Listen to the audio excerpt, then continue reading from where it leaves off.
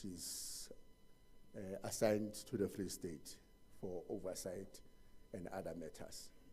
So anything that has to do with commission services that you want the commission to deal with, she's your person. Maybe so thank you very much for coming to this session. These are your people. We also have a member of EXCO from the IEC side, our Deputy Chief Electoral Officer, Ndate Dr. Victor Shale, responsible for outreach, communication, stakeholder management, knowledge management, and international relations. Ndate Shale re lebohile haholo boteng ba hao bo tla re matlafatsa. Also from National Office, we have our communication department represented by Mekhanyi Nkosi at the back there. Thank you so much. She will be arranging interviews for both the commissioner and the DCO. My principals are here, so I'll be taking a back seat. We also have from internal audit, just to make sure that we are doing things right and we are complying and very compliant to all other issues. Ndate Vusenkuta is also here. And all other members and organizations and the individuals that have been acknowledged. Also, we have Mayor Sanet Solomon, our program director. For today, she's going to program direct, or an MC if you like. And then secondly, she's going to facilitate the discussions. Am I correct? That's what I was told. Yes, she's going to facilitate the discussions for today. And we also have our panels. Our panelists, Dr. Musawenko Sinklofu, Mayor Kelly Cartwright, Mayor Ashlyn Moodley, Date Ashlyn Moodley, Date William Bett, and Date Senatle Chweni Emma. The credentials are going to be read to you so that you know who they are by the program director, I suppose, at a point where she will be facilitating the discussions. Colleagues, I like talking from off-cuff, talking from the heart, within the 5 minutes that have been given or allocated to me. But my people said, no, we want you to be scripted. You must talk from the script. So it is my distinct pleasure to welcome you all in today's thought leadership session. We are honored to host such an esteemed gathering of experts, of practitioners and stakeholders who continue to share the discussion on a matter that is very critical and of importance to the nation.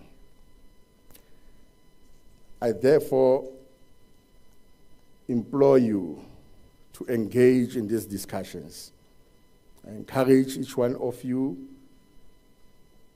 to engage openly, to challenge assumptions, to share insights from your different or respective fields. In my view, thought leadership begins with honest conversations. I must repeat that. Thought leadership begins with honest conversation. And meaningful progress follows when we turn insights into action. Please allow me to repeat that again. Meaningful progress follows when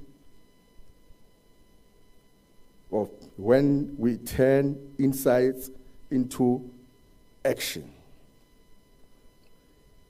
So I wish to thank you for joining us today and willing to contribute your expertise in this critical dialogue. I look forward to a robust and a forward-thinking discussions. Good morning, ladies and gentlemen.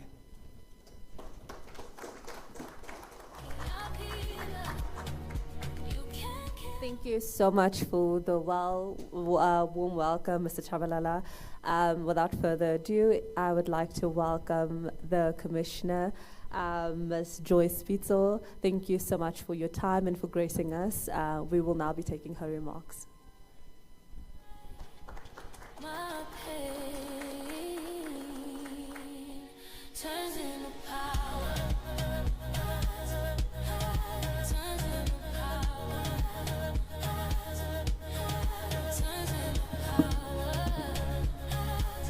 Morning, ladies and gentlemen.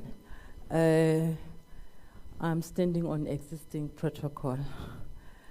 Once again, my name is Titi Pitso. I think some people call me Joyce, but I prefer to be called Titi Pitso. I'm the new commissioner, and I'm in charge of working with the Free State province. I would like to thank you for taking time to come to this seminar, and as indicated by the PO, I'm sure we are going to gain a lot of information from your contribution to your discussions. And I also would like to wish every one of you a happy 2026, and hoping that we will have a successful 2026 as we go towards local government elections. And we are looking forward to your support as IEC in terms of helping us make sure that people get to know about what is happening, especially members of the media. And this morning, I know we have to discuss what is called a thought leadership on elections in the age of misinformation and disinformation, safeguarding the integrity of the public discourse.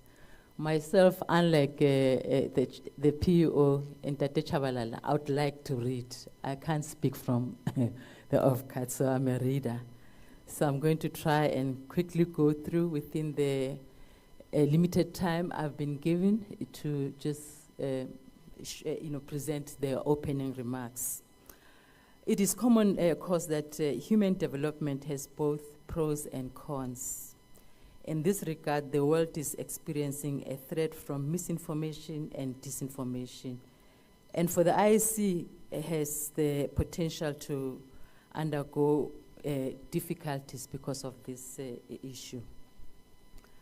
The development of artificial intelligence has made this challenge more pronounced, since the algorithms of the technology makes it harder even to the best amongst us to be able to make a distinction between what is true and what is fake. The smooth running of elections is dependent upon open and inclusive discussions and a better information, what we call information ecosystem. This requires the circulation of trusted, impartial, and accurate information from all role players, including the election authorities, and from independent media. This also requires online spaces that are free of opaque political manipulations.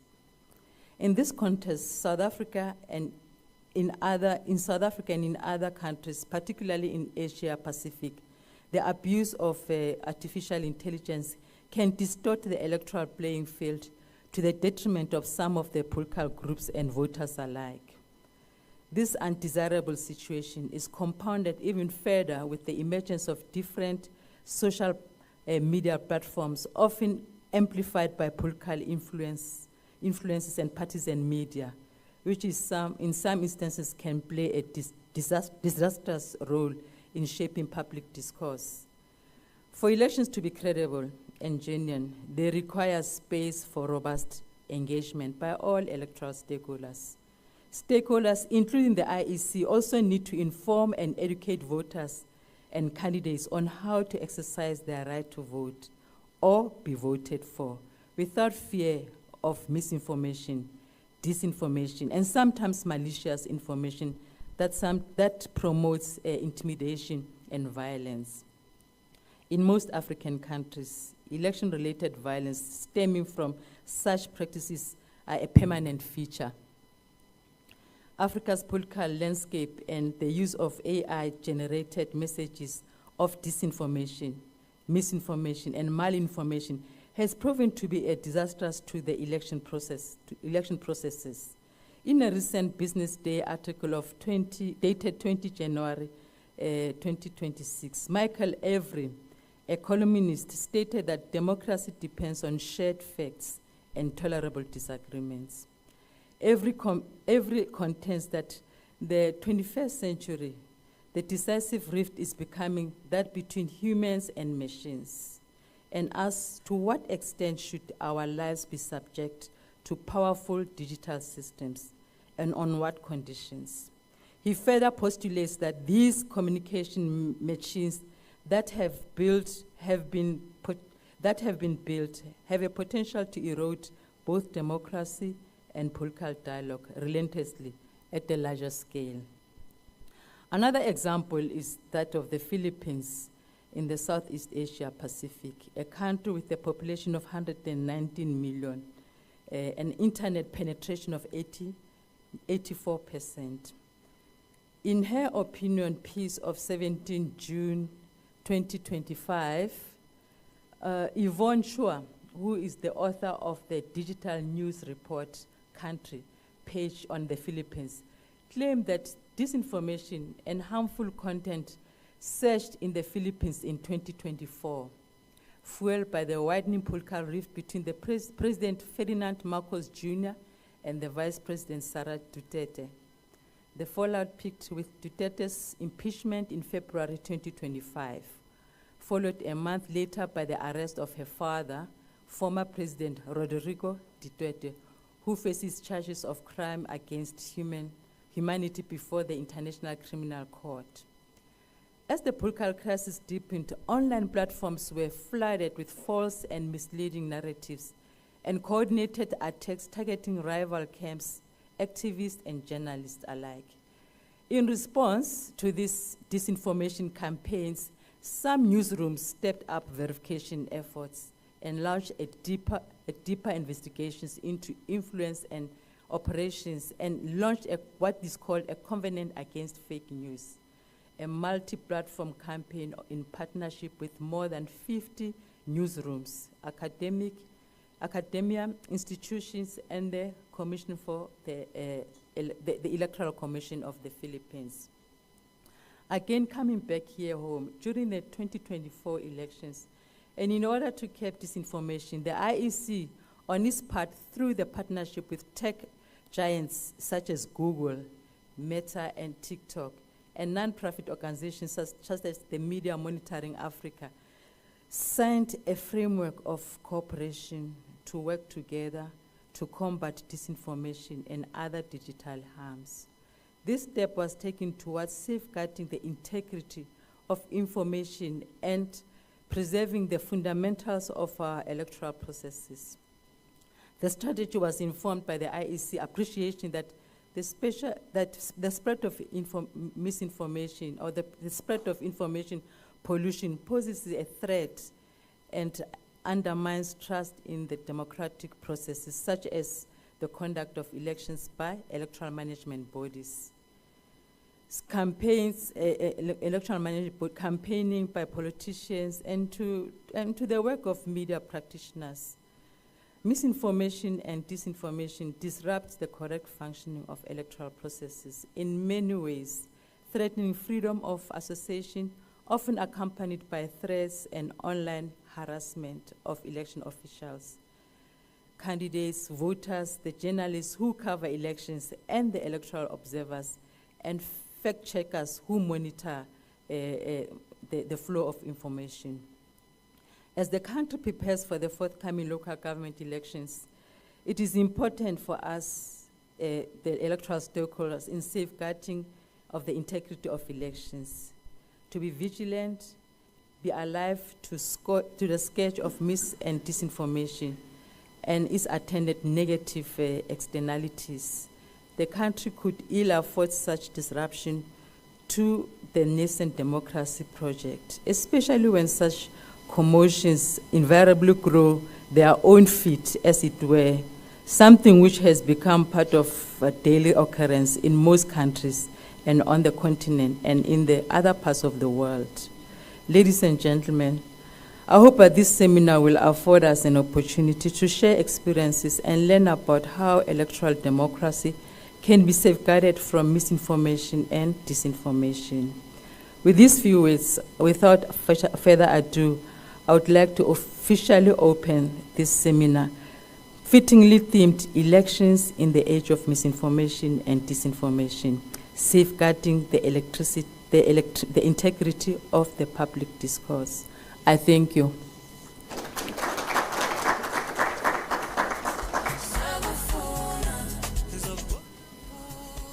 Thank you so much for such a very eloquently contextualization of the context that we find ourselves in.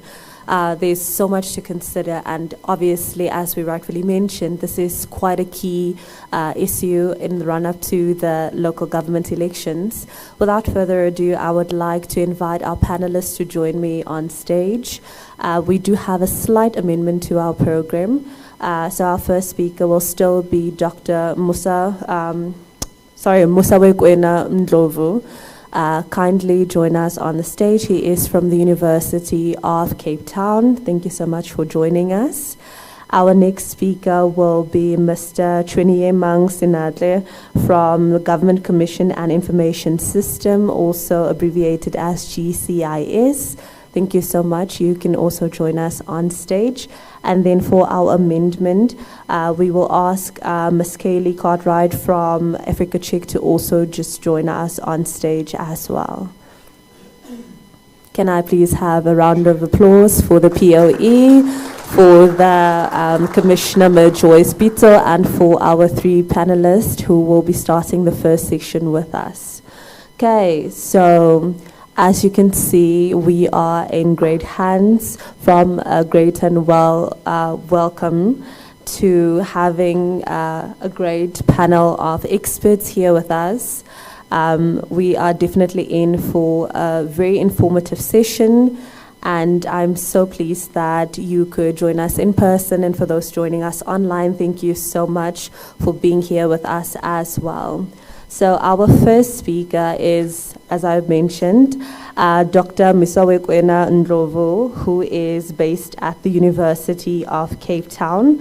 He is an associate professor in the Center for Film and Media Studies at the University of Cape Town, an international fellow of the Obermann Center for Advanced Studies at the University of Iowa, and also a Mandela Mello Fellow, BEW Du Bois Institute at Harvard University, and he's the author of the book Feast Must Fall and Youth Mobilization in South Africa, Reform or Revolution, which was published by Palgrave Macmillan. So that is like quite a mouthful, but we are definitely looking forward to your presentation, sir. If you could kindly join me here. Thank you so much. You're welcome.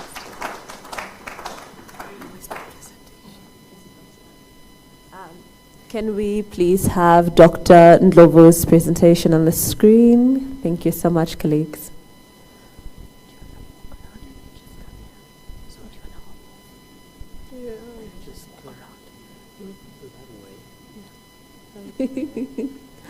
Thank you so much for your patience, colleague. We are just getting the screen loaded with the presentation.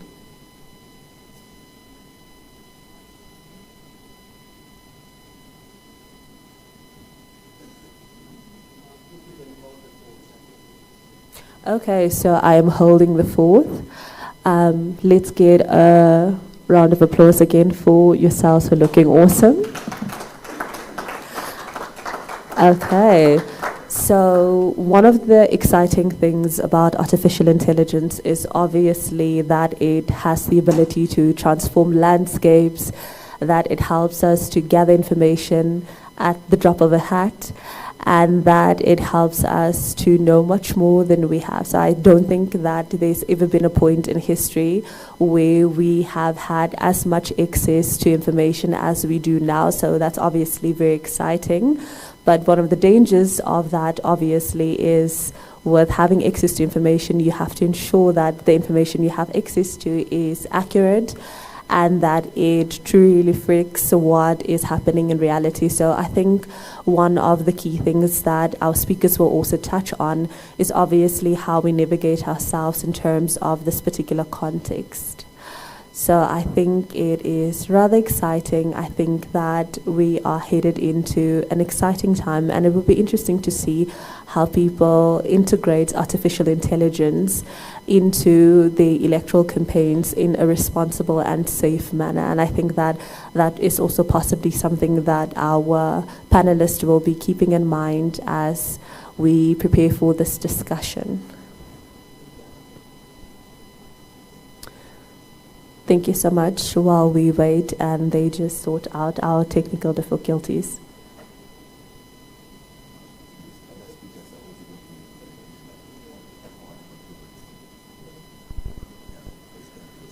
Yeah, I think so too. Do you have it? Thank you so much. Good morning. I think the introduction has been done. Thank you to the... And we have a small technical glitch. Is it possible that I can just use my laptop and have it here? That will make that will be better for me. And it will save us a lot of time. Is that okay? No, you can have it there, but I can just have I have my laptop there. Okay, that's fine. That's fine. That's fine. Good morning, and I'm sorry about that technical glitch. But what I would like to talk about is this. The views that I'm going to be presenting here are strictly mine, not the IEC, not the University of Cape Town. I want to open by saying that interference in democratic election does happen. And in this country too, it can happen. And in the past, in the 2004 elections, there were attempts, and there is documented evidence that there were attempts at election interference in the democratic elections. There are no objective grounds to believe that it cannot happen here. So vigilance is something that we need to be deploying. What I would like to also talk about is that there are various ways in which foreign actors can influence elections. And what we are here to talk about is that the influence can happen in the digital space. And this is where the South African political communication is now happening. It's not only offline in the community halls, it's not only in the legacy media, but it has for quite some time happening in the digital and social media space. What we can see happening is the spread of disinformation. What we can see happening, this can happen through adverts, bots on social media. You can have foreign agents impersonating South African citizens on social media for purposes of organizing, be it political rallies or other kinds of political gatherings. What we can see happening is foreign agents trying to manipulate the entire communication landscape in South Africa. What we can see happening is that certain groups can be targeted either on the basis of race, of class, of sexual orientation. That can happen. What I'm trying to say in short, thank you. This is going to work better. What I'm trying to say in short is that external actors can use artificial intelligence, the newer technologies, to influence Africans' views on certain issues. What we can see is certain issues being highlighted more and being made as if they're far more important than others. It is because those certain actors may want us to speak more about those issues other than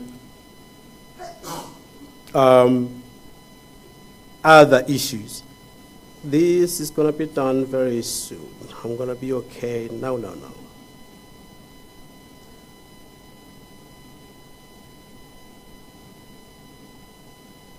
Right. What we are going to see is that external actors can use artificial intelligence to influence South African views on certain issues. It can be land, it could be race, it could be employment, it could be any other issue. They do not necessarily manufacture issues, but they amplify issues that already exist in the country so that they themselves benefit. I will talk more as to how we are vulnerable and who is more interested in us being divided. Debate is fine, but there are external actors that are interested in South Africans being divided in particular way for their own benefit. So external actors can use AI to mobilize South Africans. External actors can use South Africans can use artificial intelligence to shape narratives on certain issues. And the method of doing this is that they can deploy influencer-driven messaging algorithms. These external actors, what they normally do is to use deepfakes and other AI-enhanced data analytics. South Africa has weaknesses, which are also one of South Africa's strengths. Our political communication in South Africa takes place not only offline, as I've said, but on mass media as well, and also on social media. South African is vulnerable because its political communication process is vibrant, but it is at the same time very polarized.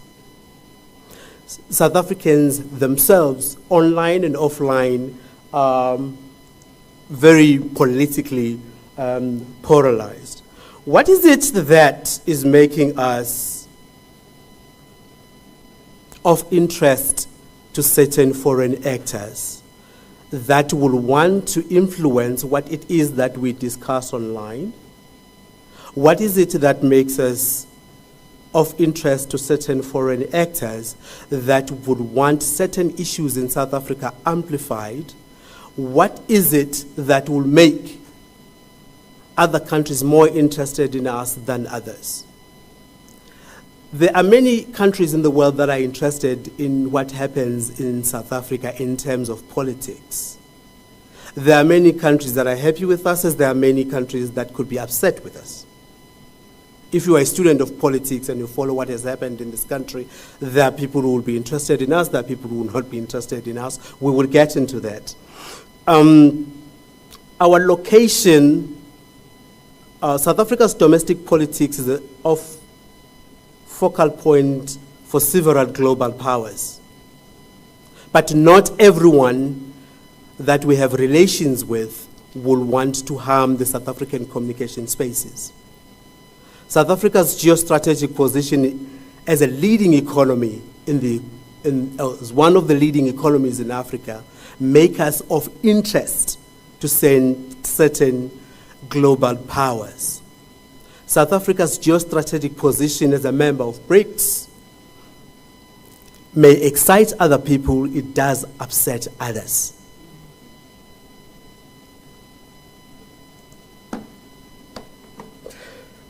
South Africa's decision to take Israel to the International Court on genocide charges has created very powerful enemies. I do not think, on a very serious note, South Africa, as much as it did what I consider was very right. It fully understands the implications of taking on Tel Aviv. I just do not think that people have fully internalized the implications of taking on Mossad. But, so South Africa's current relationship with the current US administration make us of interest to global powers. There are powers out there that would want to see certain people lead the country and others weaker. Others wouldn't want certain people not leading the country and the current administration being stronger. It's the nature of geopolitics. But South Africa's ideological position on Russia-Ukraine war make us of interest and make us vulnerable, and it makes us friends and enemies at the same time. South Africa's position on Iran make us friends and enemies at the same time.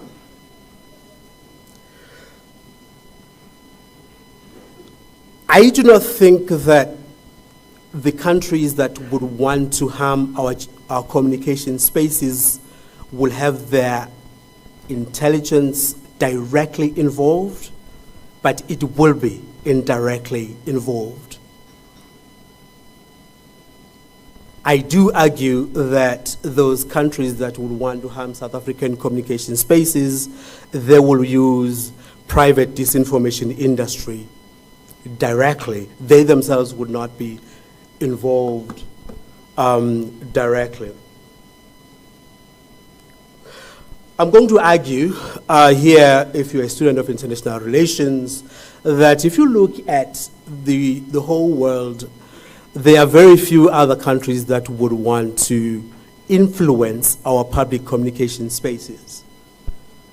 But Israel and Russia are not those countries. There is a history in the continent and in other parts of the world where Russia has interfered with the communication spaces of other countries. There is naivete among those of what is left of the left in this country of thinking that Russia would not interfere with that. It would not want to sabotage South Africa, but there are certain issues that Russia would want this country to be profiled. It will desire of us to take a stronger position on the Russia-Ukraine war. Russia is very interested in the continent militarily, in terms of buying media, in terms of what you will call sharp power, not only soft power, but also sharp power. It is very interested in that. Israel is very interested in us. It would not get directly involved, but it has a history of a very powerful security industry that is very interested in us. It would be very naive of anybody who is interested in world politics and South African politics that a head of state can be basically kidnapped, and you're telling me that somebody would not be interested in engaging in South African communication when the digital spaces do allow that.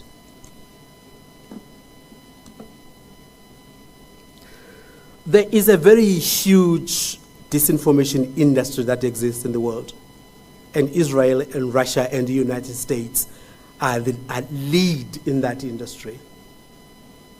And there is no question that we have, as a country, pissed off Mr. Trump. There is no question that we have pissed off Israel. There is no question that Russia is interested in a particular way in South Africa. I argue that there are foreign powers that would want to influence South African digital spaces to further weaken the ANC, which has weakened itself. The ANC is pro-Palestine, and that affects not only Washington and Tel Aviv, but other people too. I do argue that Israel will prefer in South Africa political parties that are more neutral and adopt a pro-Israeli stance. I do argue that Russia would want political parties in South Africa that are Russia would not want political parties in South Africa that are pro-West, that it would want political parties that would promote South Africa as a strong ally within BRICS. It would want political parties that will ensure that South African foreign policy remains non-aligned or leans toward Moscow regarding the war in Ukraine. If not, it would want political parties that, okay, that is a repeat of what I've already said. I do think that some of the solutions that IEC and South Africa can adopt is a very multi-layered approach where regulation is stretching. I mean, strength is made stronger. Where you clearly define as to what constitutes interference in our political communication processes, and you penalize and you shame. This has to be done without tampering with our Bill of Rights, especially free speech. I think the solution should be the further regulation of funding for political ads and digital campaigns. This is where foreign powers tend to hide when they want to manipulate what happens in our communication spaces. IEC should really consider looking into public relations firms and digital agencies. And this is the end of my speech.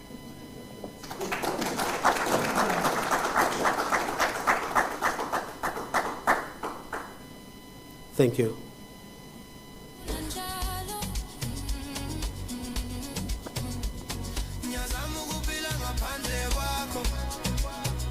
Thank you so much for a very thought-provoking and interesting discussion. I think that scholars of political science and international relations will have a lot of questions, but so will those who are just interested in the subject in general. I think that as we go through the different presentations, I implore you to kindly write down your questions. I mean, there were so many questions just popping up as our first speaker was going through his presentation. And I'm sure that you also have your questions, which we'll ask at the end of this particular session. So our next speaker, without further ado, again, is Mr. Chweniwemang Sinatla, who will be covering this topic as well. He is from, again, the Department of Government Communication and Information Systems, and he will be our second speaker for this morning. Thank you so much again for your time and for joining us here.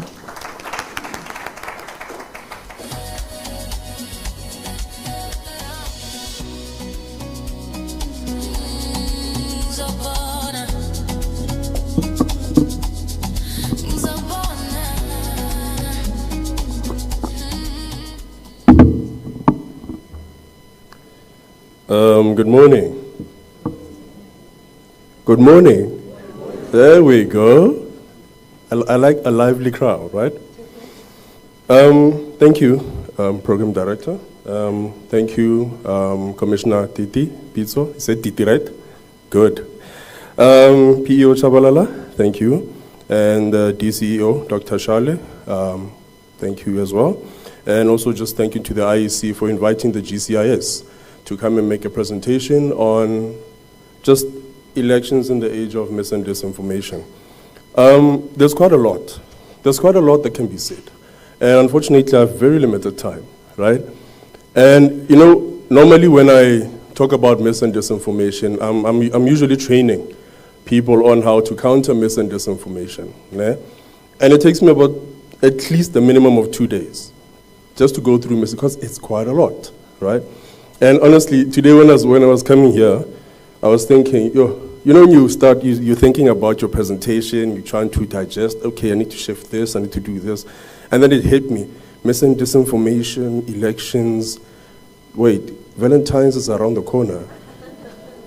Mis and disinformation, and I'm like, like mis and disinformation in elections is like a blind date. You know a blind date. When you go, you're invited to a blind date, everything looks so good, right? It's all inviting, it's all, all of this glam and everything. But you have to verify the information that you're getting about this date. Am I correct?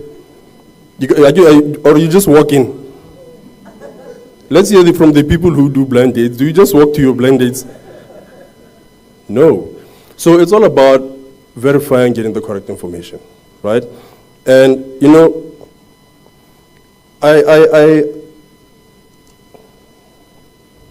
okay, thank you. When I talk about mis and disinformation, ladies and gentlemen, I always think way back. I take us way back. Now, I know we talk about elections, but I'd like to, digress a little bit, but in the same context. Just a few examples. I'm going to expose my age as well. Let me start with albinism. You know albinism, right? I grew up in the village. Yes, don't be fooled by the facial routines. I grew up in the village running after cows and all these things, right? And when it comes to albinism, when I grew up, you were told that, you grew up being told that albinism, there's certain myths about them. You don't touch them. They don't die. They what? They vanish, right? And if there's an albinism son or daughter born in the family, what happens is it's like the cultural curse or, all these things. But all of that was mis and disinformation. And all of that mis and disinformation created what? Stigmas. And when it creates stigmas, it ruins reputations. It's just a negative consequence, right? But then, post-94, came the Bill of Rights.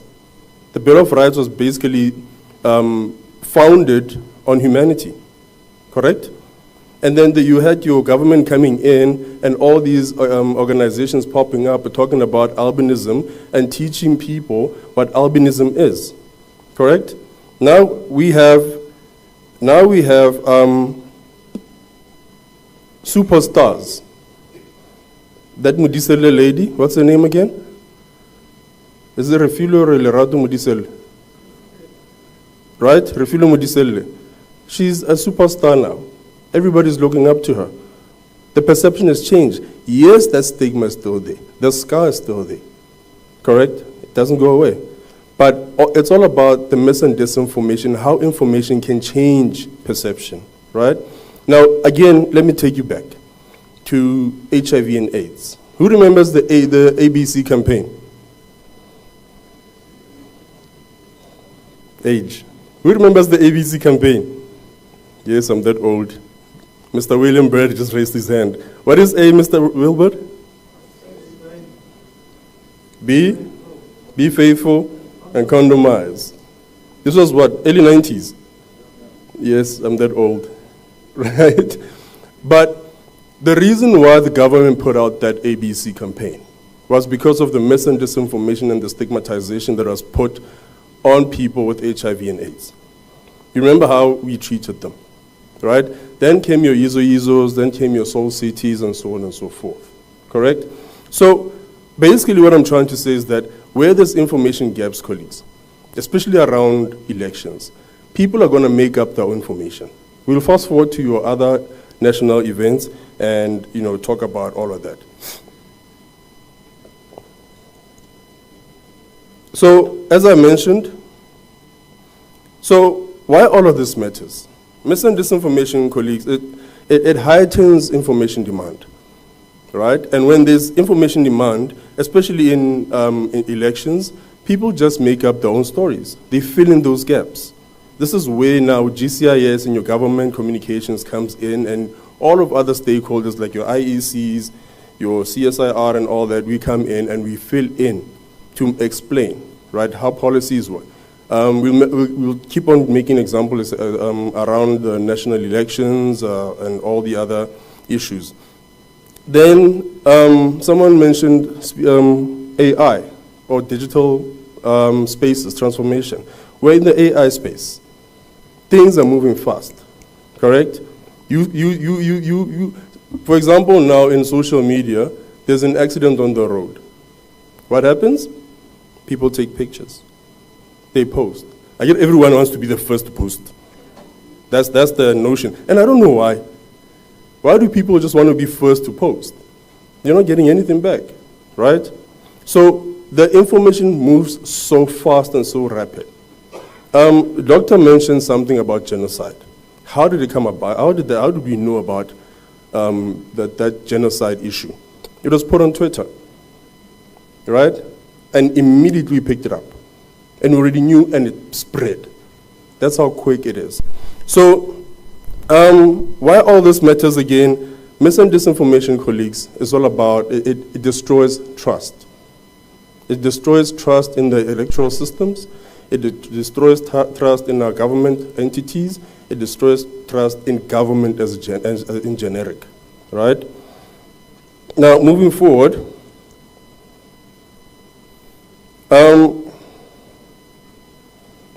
as I made an example earlier about background context, we had your 2021 July unrests. What caused them? Mis and disinformation. We had COVID. By raise of hands, just by raise of hands, how many people chewed on garlic more than anyone else during COVID? Raise of hands. How many people knew about chewing garlic? Where did you get it? Social media. Was the information verified? No. Nowadays, I see people putting turmeric on their face. Yo, guys, do you know how, turmeric, that thing tints. And then you walk out and you say, you're a yellow bone. No, you have tinted your face. But the point is, people do not verify, which is one of the things that we as government are trying to do, right? We're trying to get people to at least verify. Understand the information that you're getting. Understand the information that you're processing. Understand the electoral processes, right? Again, election periods. We saw last year, I'll go into it a little bit deeper as a case study, as the next slide, but we saw a lot of mis and disinformation, and we are expecting a lot of mis and disinformation. And with mis and disinformation, you know, especially around elections, we look at it in various perspectives, right? Number one, pre-banking. There's an approach called pre-banking, where we already know what to expect. So we're already being proactive and acting on it. We already know that people are going to misunderstand a lot of things, a lot of issues. What do? We already start now, right? We already start now to explain, to run campaigns on how elections are going to work, and so on and so forth. And then there's debunking, which is basically just, you know, the reactive part of explaining a particular incident that happened, or a particular mis and disinformation campaign. But then we have service delivery protests. We know how those start. And then safety, public safety and crisis incidents, but I won't go much into those ones.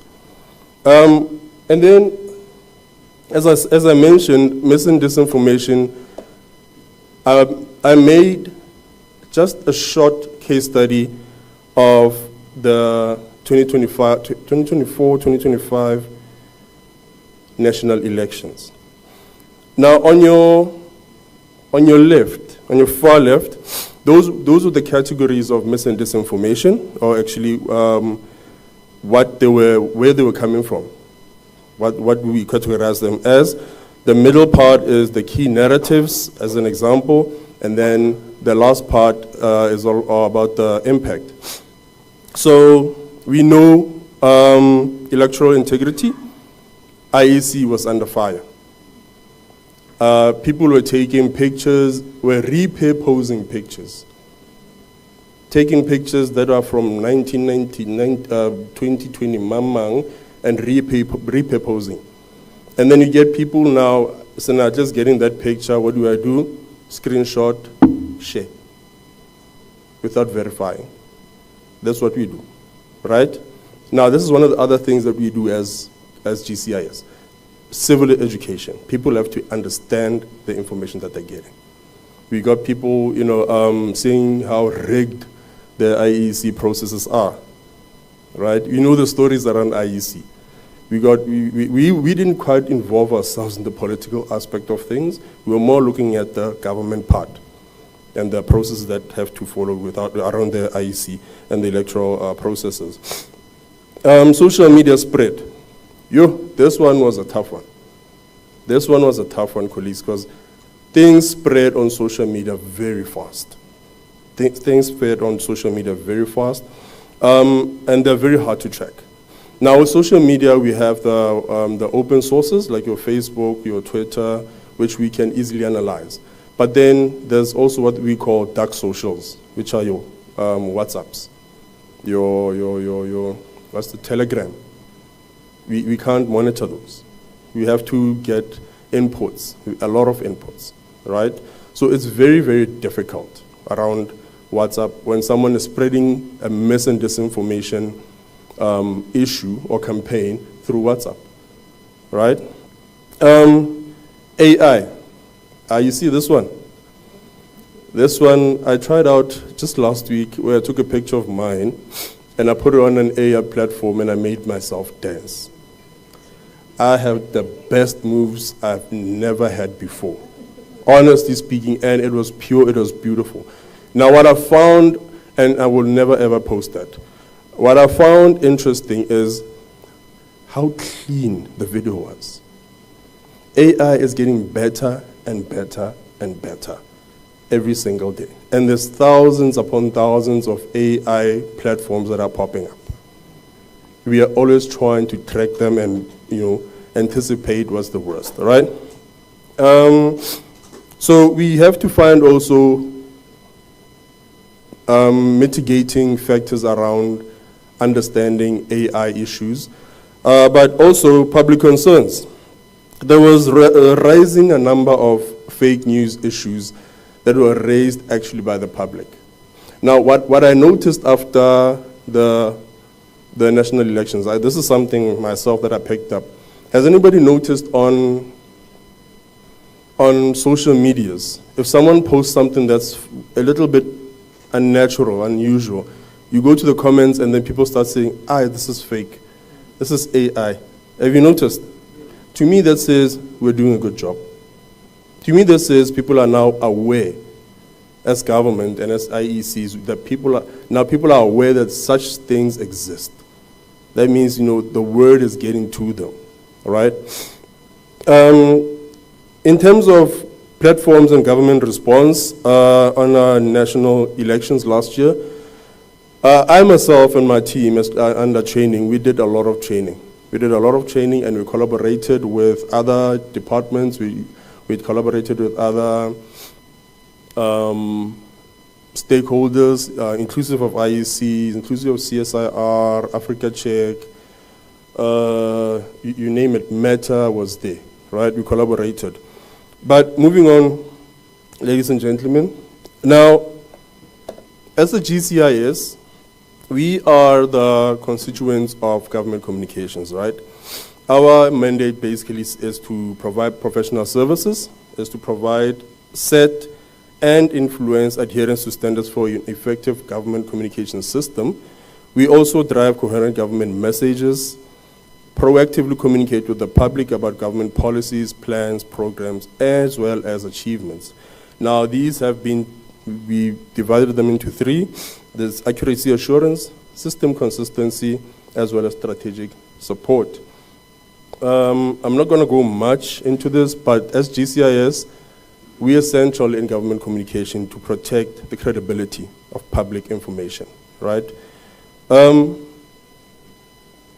Next slide. Usually when I'm presenting, I always stop for questions, so I'm going to forget myself and say, any questions? So, mis and disinformation around elections, colleagues. Also, we basically put a lot of emphasis around proactive communication, right? What do I mean? Environmental scanning. This is also what we do as government communicators.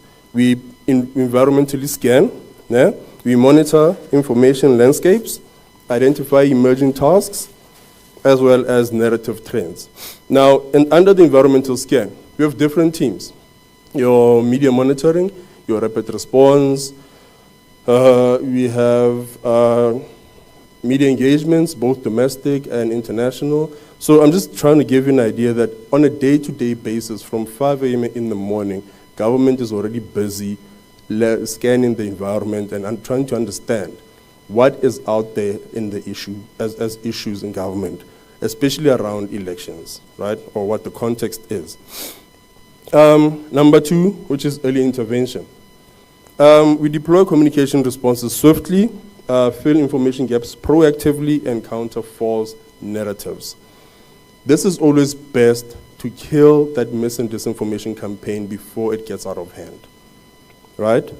Number 3, targeted preparedness. We conduct readiness training, build response capacity, and establish and implement communication protocols.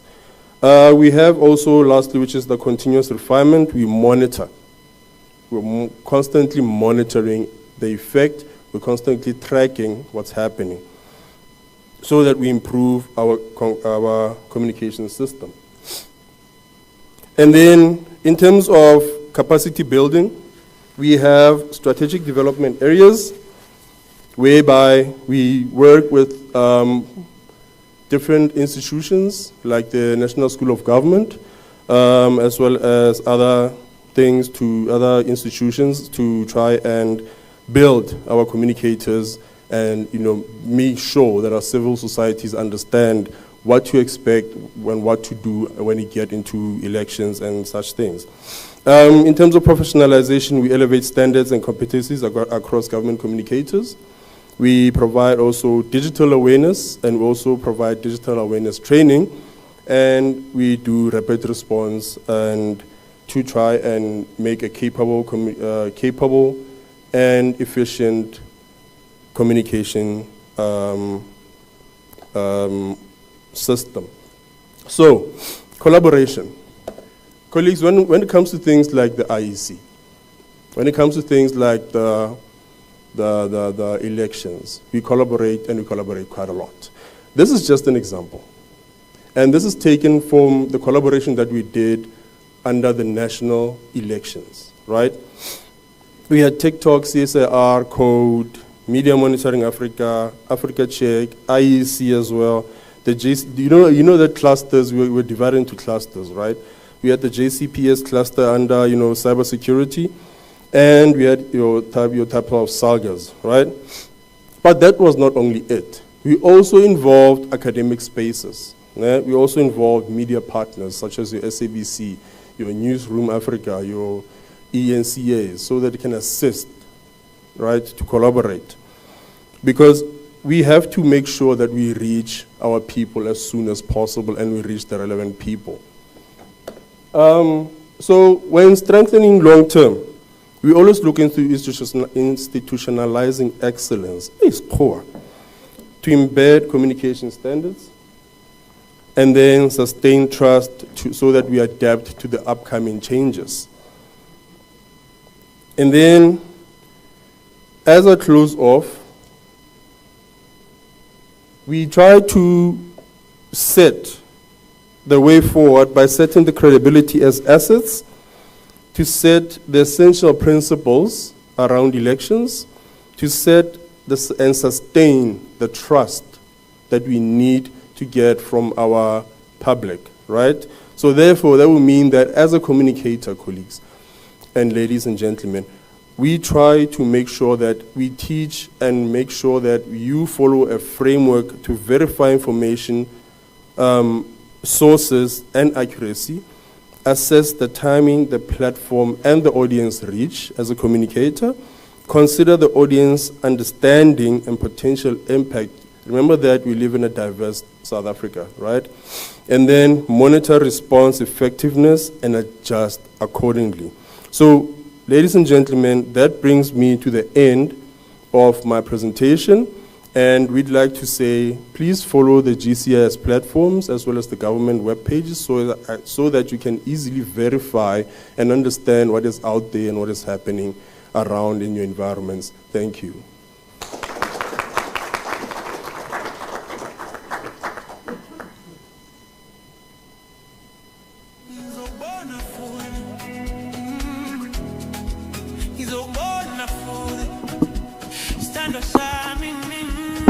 you so much for a wonderful presentation.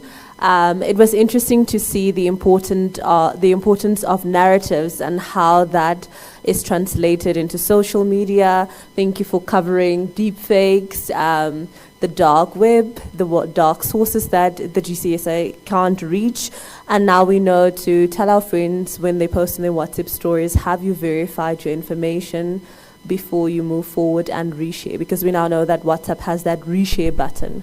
So let's keep that in mind. I did have a bit of a faux pas moment where I did not introduce our esteemed colleague, and I think it's definitely an introduction that I should make even at the end of his presentation. So Mr. Sinatla previously worked as an academic, believe it or not, and a postgrad supervisor. He worked teaching communications, public relations, organizational communication, and development communication at a number of institutions, of which some are Pearson, now referred to as Eduforce. He worked at the University of South Africa as well, and obviously at numerous other TVET colleges. He currently works as the Deputy Director in the Directorate of Communication and Institutional Development at the GCIS head office in Pretoria. Thank you so much for sharing your knowledge, your insights with us, and for also telling us where we can double check on that information. I think one of the key things that we definitely take away from that is that there are proactive measures in place to ensure that we deal with misinformation on a day-to-day basis. So without further ado, our next speaker is Ms. Kaylee Cartwright-Clifford, and she is the Deputy Editor-in-Chief of Africa Check. I'm sure that most of you have seen Africa Check also on social media. It is a non-profit fact-checking organization founded in 2012 to promote accuracy in public debate in the media in Africa.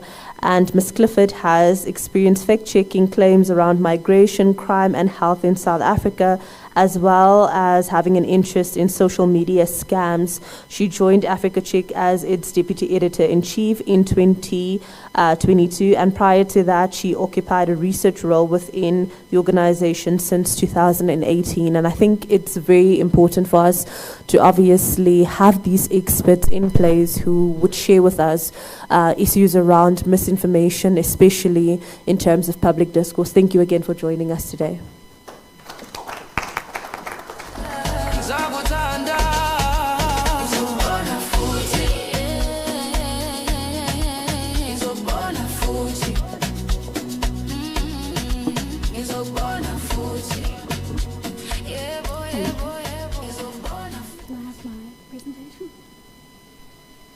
Thank you, Sonette. Good morning, colleagues, and thank you so much to IEC for organizing this very important forum and inviting Africa Check to participate.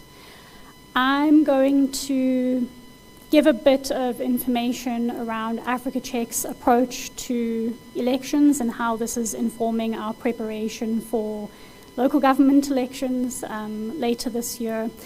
And I hope that at least some of it might be useful as your various organizations finalize your own strategies and begin your own election activities.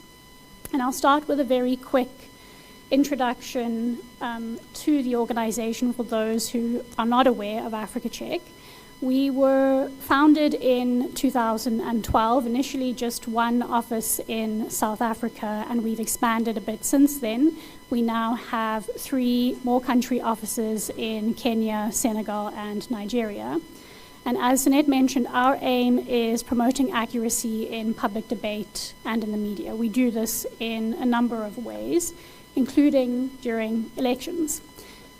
Our approach is a multi-pronged one. So it involves fact-checking, identifying important claims that are made in the public domain, assessing their accuracy, and publishing our findings to guide public debate. But it also involves media literacy, teaching the skills needed to identify false information. It involves providing proactive access to quality information for voters, and then training of journalists as one of the main sort of choke points between what is happening in the country and the wider public. This work alone is not enough, so we are always partnering with media and civil society organizations to cross-publish our work, to share information and resources. This helps us to reach a critical mass of people that on our own we might not otherwise have access to. And then wherever possible, we also work with government agencies and social media platforms to coordinate our responses to harmful election disinformation. I don't want to spend too much time talking about the common disinformation narratives that we experienced during the 2024 national election, because I think that kind of diagnostic work is already well understood. But I do want to spend a bit of time talking specifically about electoral fraud claims and how these can cause very serious real-world harm. Because this is a tactic that we see in all of the countries that we have worked in. And it's not just election management bodies, judiciaries are often targeted, as well as journalists. These institutions are painted as corrupt, unreliable, biased. We saw this play out here in 2024, right? Where unsubstantiated claims about vote rigging spread wildly. And we know now that that was a deliberate attempt to undermine the credibility of the IEC and to cast doubt on the electoral process as a whole. But it was also propped up in some cases, perhaps knowingly or unknowingly, by some political parties, as well as news outlets who reported on this issue uncritically. And of course, social media played a huge role. In the evaluation of our work, we found that X and Facebook were some of the most problematic platforms in terms of the spread of false election information. And out of all of the visuals that we investigated that were shared as evidence of this vote rigging, many of them were real. They were real pictures and videos that had been taken out of context. So I'll share some examples. I'm sure many of you would have seen this one. It's been around since 2014, and it comes up every election, that if you don't vote, your vote is automatically assigned to the ANC. Those kinds of claims started well before the election, months before, and increased in number the closer we got to May. This was quite a popular one, that voters should take their own pens to voting stations because the ink in the pens provided by the IEC evaporates and leaves room for fraud. Here we have claims of foreign interference, that a confidential letter from a US intelligence official addressed to Helen Zille details support for Cape independence. This was completely fabricated. And then we get to election day and we are completely inundated with claims like this. Claims that ballot boxes were either pre-filled, destroyed, or were being collected under very suspicious circumstances.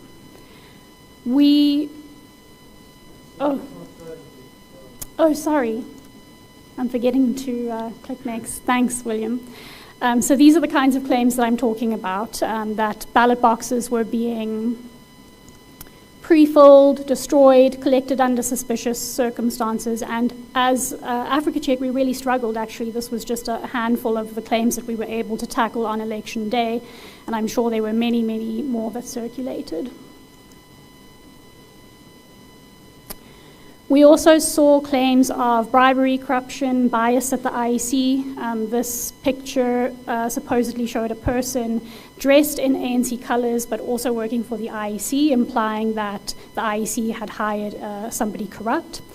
And that continued well after the vote, after results had been counted, claims that IEC officials were involved in bribery, or that they had changed the voting numbers on the results dashboard after the votes had been counted.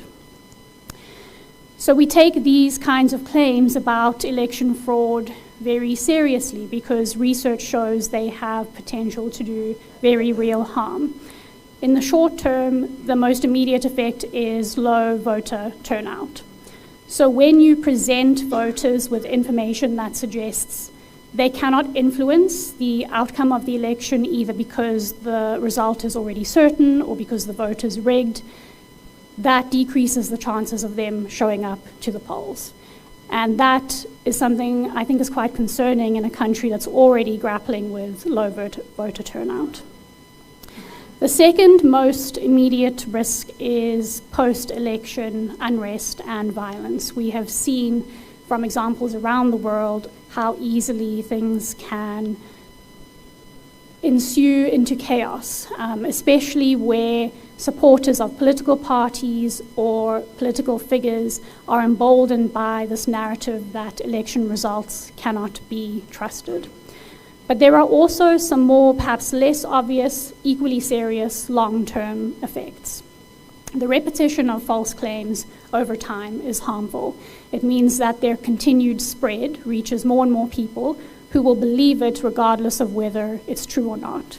So if you think about the claim that if you don't vote, your vote is automatically assigned to the ruling party, that's something I know the IEC has debunked time and time again. Us at Africa Check have done the same, and yet it continues to crop up every election. And as ridiculous as it might sound to us, there are people who are sharing it every election because they genuinely do believe that it is true. So that repeated false information has a long-term effect, also on social behavior and attitudes. It results eventually in declining trust, not just in electoral bodies, but in state institutions overall. So what you then eventually have is political apathy and a people that are not participating in their democracy, which I'm sure you would all agree is a terrible thing.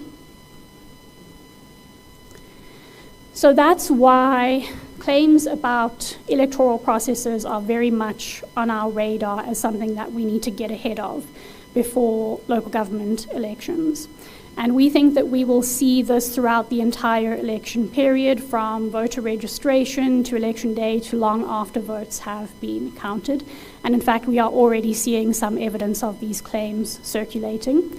The document on the screen is supposedly leaked from the ANC and talks about the need to potentially delay elections. It was shared on X last week. The other tactic that we are very carefully monitoring and need to get ahead of is the targeting of minority groups, particularly foreign migrants.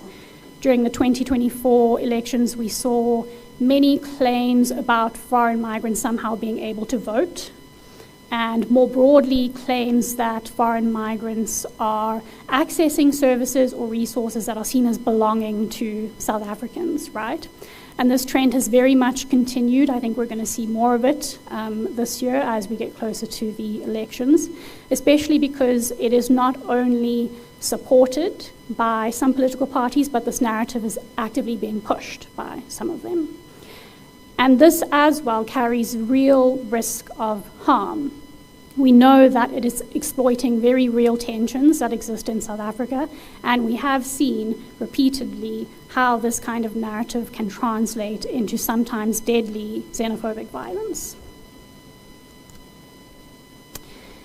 The other thing we expect to see is fake endorsements, and an interesting observation from our 2024 coverage was that prominent US figures seem to be used, their likeness. And I think given the trajectory of US-South Africa relations since then, we are likely to see this happen again in 2026. So in other words, the Trump administration's dissatisfaction with the South African government, for lack of a better word, will create room for fake endorsements about minor or opposition or fringe political parties in South Africa. Some of you might remember this fake AI-generated endorsement of Trump endorsing the MK party.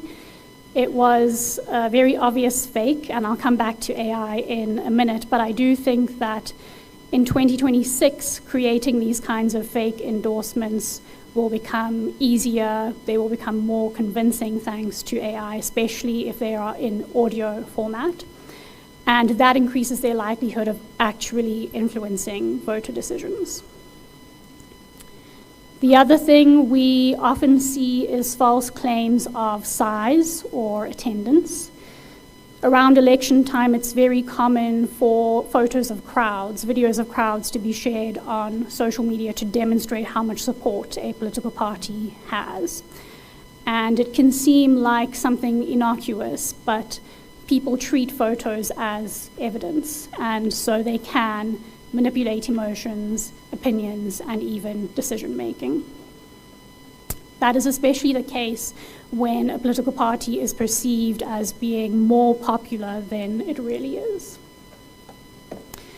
Quotes falsely attributed is another tactic we expect to see.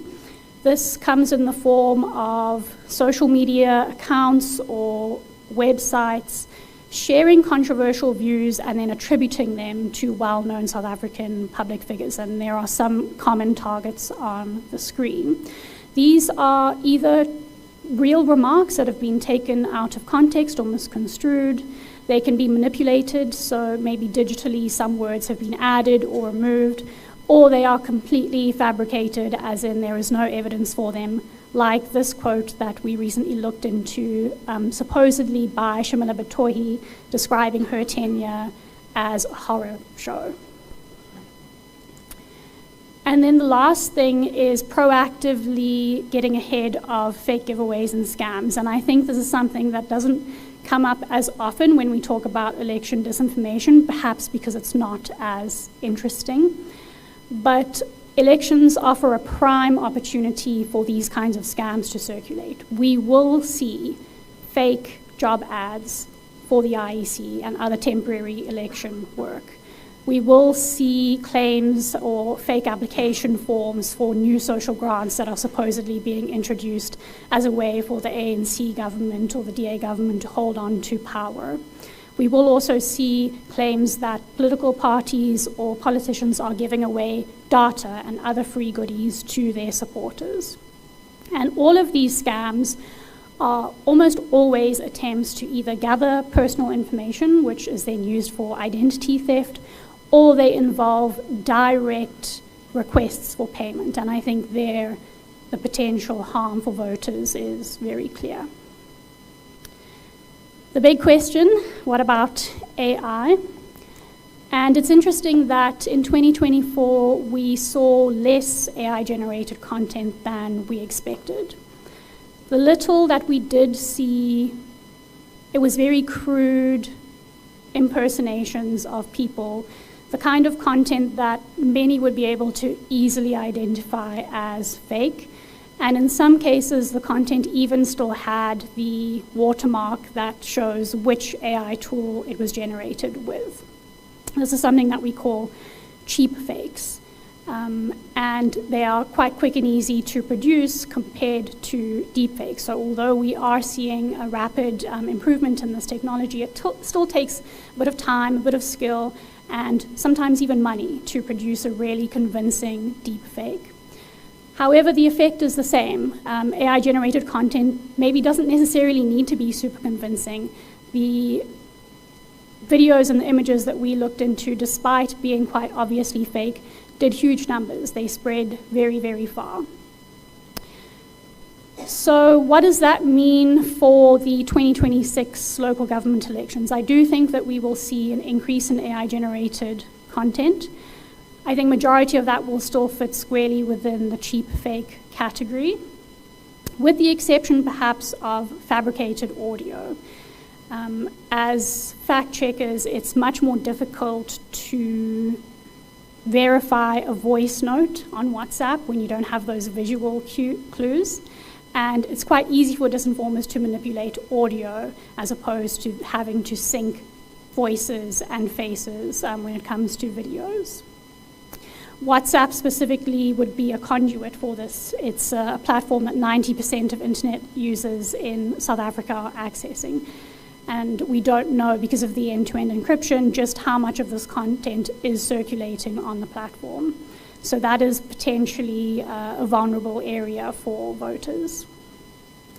We are also concerned about the liar's dividend, that as people become more and more aware of generative AI, it's an opportunity for perhaps political parties or politicians who are actually involved in wrongdoing to quite easily dismiss evidence of that as being AI generated. And then there are some sort of questions that we are still grappling with, like what about using AI for political purposes? Should we inform our readers when a political party has used AI in an ad campaign to show what life could look like under their rule? My sense is that the more AI-generated content is normalized, the harder it becomes for voters to trust anything that they see online. And so one question is, do we want to point out any AI-generated use regardless of its intent?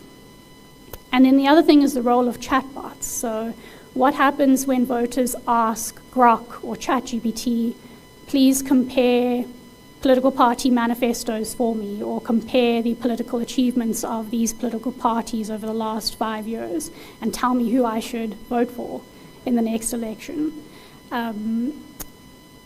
How do we know how accurate those results are? And here we are really pouring extra resources into AI literacy, and it has to go beyond just how to identify AI-generated content. Voters really need to understand how AI works, how to use it responsibly, and how to verify results that they may be receiving from chatbots. So, to conclude, where does that leave us in terms of Africa Check's focus for the next few months? One, pre-bunking the tactics and not just the claims, so proactively helping voters identify the tactics and the disinformation narratives that they might see, not just the individual claims. We also think that measuring and communicating harm to both the public and to organizations like yours can help really raise awareness of how serious this issue is and how it affects people in the real world. Media literacy in the form of norm building is going to continue to be important, so teaching the public to do things like verify using official sources, to pause before sharing. We'll continue to do this kind of work. Meeting voters where they are will be important. The work that we do online is all well and good, but we are also prioritizing radio and television as a means to reach more people. Capacity building for particularly community journalists ahead of the local government elections, because this is a group of professionals for whom access to specialized training and things like verification is not always equal. We will continue coordinating with platforms, letting them know what our plans are and coordinating, but not relying on them, making sure that we prioritize our own capacity to respond to false information. And then lastly, cross-sector collaboration. We have seen from past elections and coalition work that we have done how leveraging off of each other's skills and working together means that we can reach more people and have more impact, and that's why it's really great to be a part of forums like this. So thank you for having me, and I will stop there.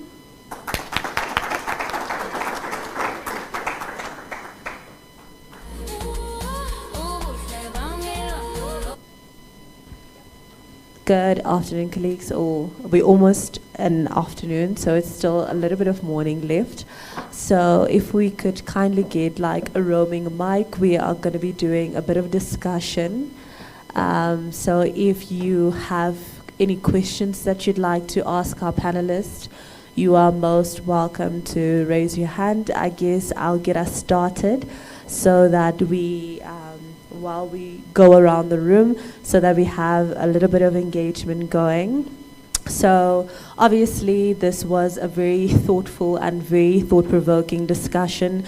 I'm sure that all of you have so much that you'd like to ask. I mean, it's been exciting learning how the GCIS goes about fact-checking and dealing with these narratives, as well as Africa Check, and it's also been very informative hearing Dr. Ndlovu's presentation in terms of the impacts that this could have, and obviously other countries being interested in South Africa and possibly impacting how we would be engaging in terms of social media and our information and disinformation.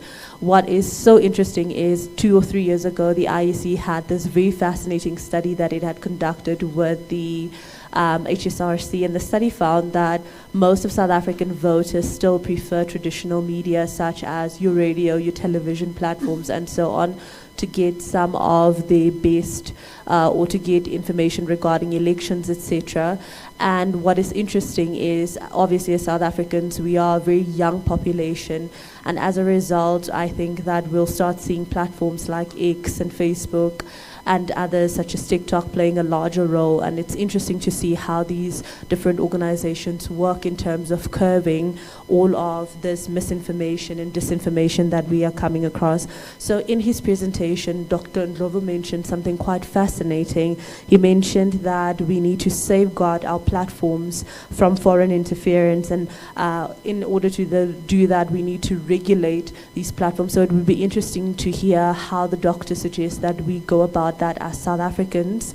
One of the other questions that I'd like to pose to both of the panelists, our colleague from GCIS as well as our colleague from Africa Fact Checked, is how do we prevent and hold political parties accountable for the disinformation that they spread? We have seen instances of that, so it'd be interesting to know how we can go about holding those colleagues accountable.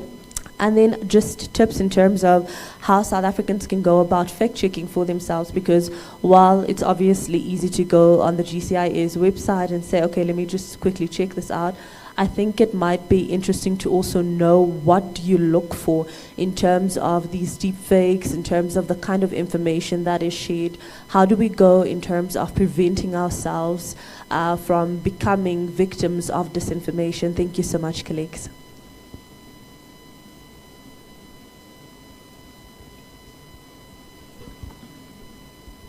Thank you very much. I think the first problem that exists with the current spaces of public communication is that increasingly national conversations are happening in platforms that are privately owned.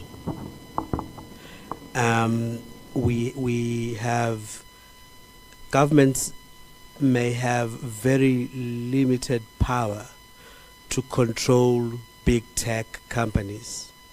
They are outside of the jurisdictions of many national governments. That is one of the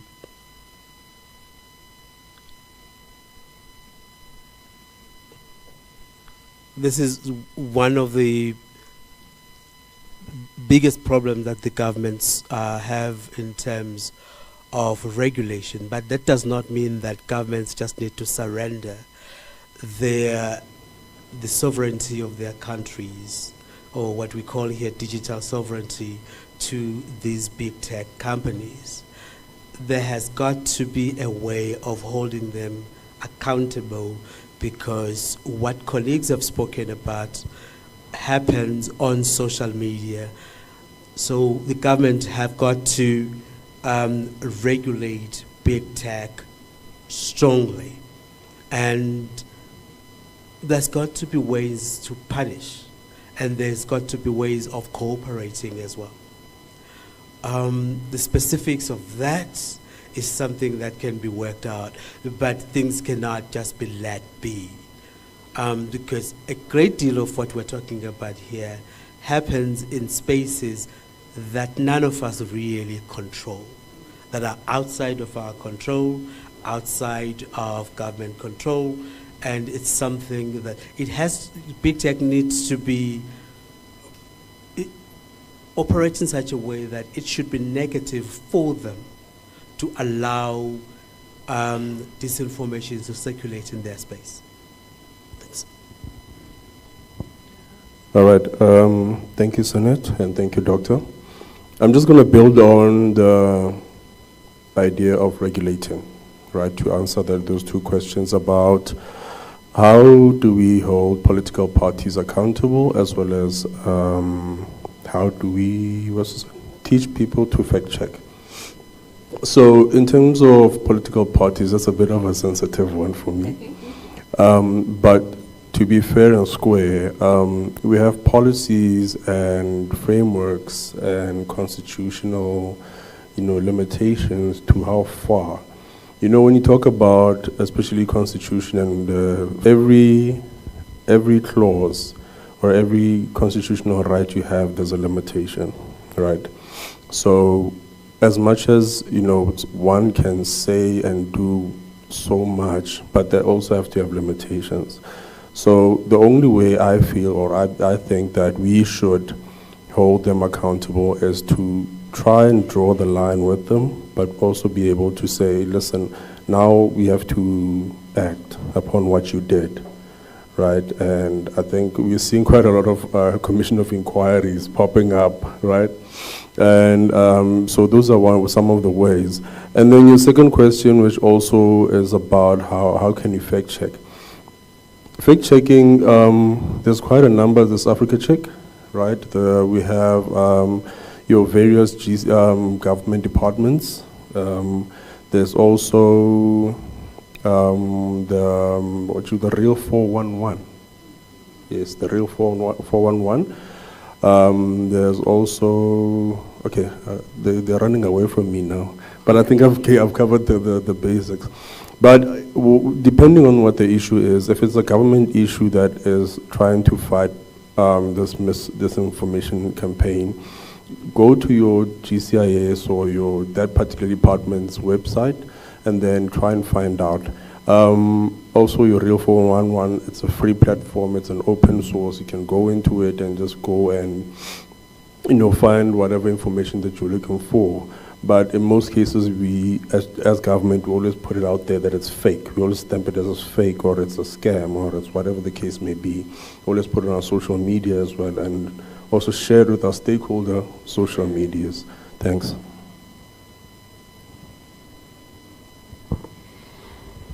Thank you for those questions, and I think it's such an important consideration around holding political parties accountable. I mean, anyone that makes a false claim for that matter, because once a false claim is made and it's out in the public, particularly on a very widespread platform by a person who has authority, like a politician or a political party, it spreads widely. And it's so much harder to counter that after the fact with correct information. You're almost fighting a losing battle. I can demonstrate with an example and explain how we approach this as Africa Check. So from my presentation, I showed some examples of visuals and images that supposedly showed ballot boxes involved in suspicious circumstances, being stuffed or stolen or dumped somewhere. And one of these images was shared on X during the election by quite a widely followed account that was very clearly aligned to the economic freedom fighters. So this person had a leadership position within the political party. When we fact check a claim like that, we have a very strict methodology. We always get in touch with the person who made the claim and we ask them, where is your evidence for this thing that you have posted or this claim that you have made? Maybe we get a response, maybe we don't, but we continue with our fact check anyway and we provide the accurate information. And we also then follow up and we say, hi, we've done our fact check and what you have shared is false. And would you like to issue a public correction, which is something that we find is also very important in terms of countering the harmful effects of false information. And again, sometimes just people who share false information are receptive to that, other times they are not. And so we rely on almost like a name and shame system where we publish our findings and people make judgments for themselves. But I also think that others have a role to play. Journalists, for example, have an important responsibility to report not just on what is said during rallies and campaign speeches, but also whether what is said is accurate. we really need to be careful of he said, she said reporting.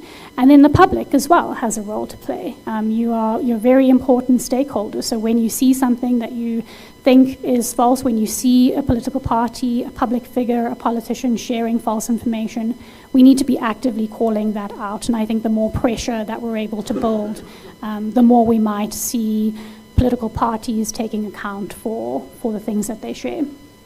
And then I won't expand too much on how to fact check. There's some excellent resources that have already been given. But one thing that I do want to highlight in terms of how and why false information spreads so quickly, especially during elections, is because it plays on emotion. So you get a WhatsApp and maybe it scares you, the content of this message, or you feel that you really need to share it with your friends and family because it's helpful information about voting. And in that moment, if you do nothing else except just pause and take stock of how this message is making you feel and think to yourself, what is this message trying to get me to do? Even if you stop there, that's enough. If you want to go a step further and verify with the official sources that have been mentioned, then that's also a good thing to do.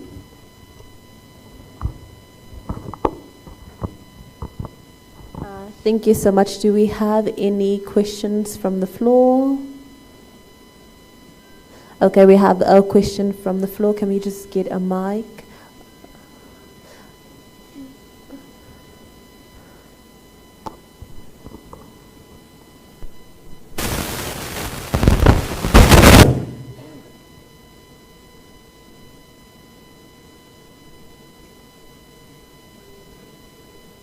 Hello, people on the platform.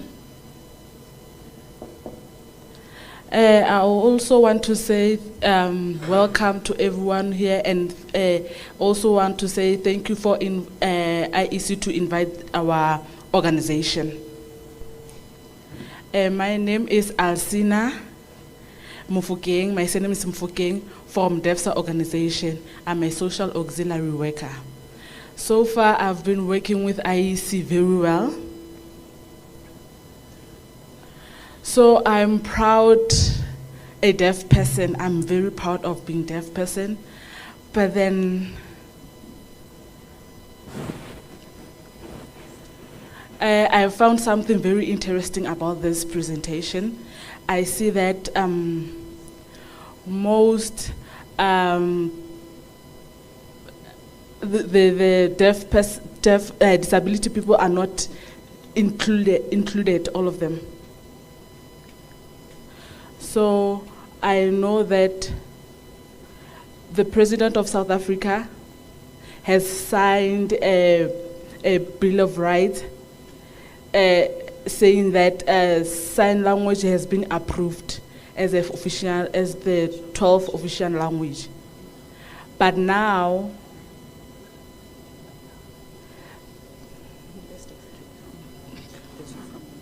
as you are from the University of the Cape Town doing the research about the communication environment,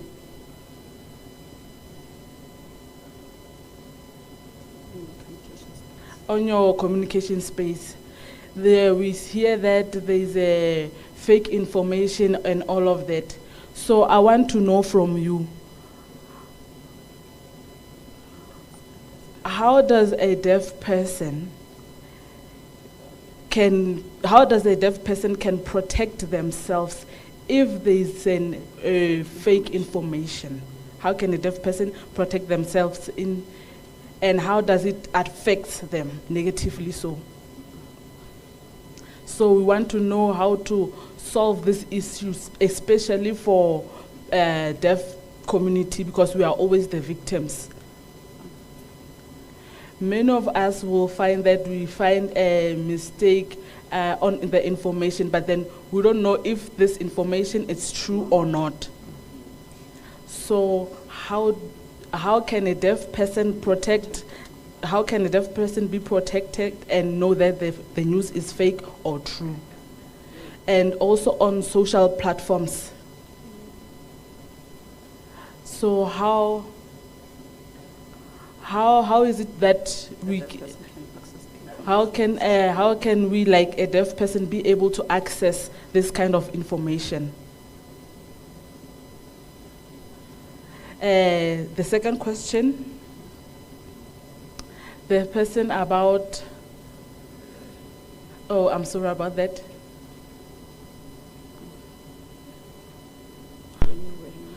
When you are wearing a uniform of IEC and some from the EFF, some from the DA and all the different parties. So,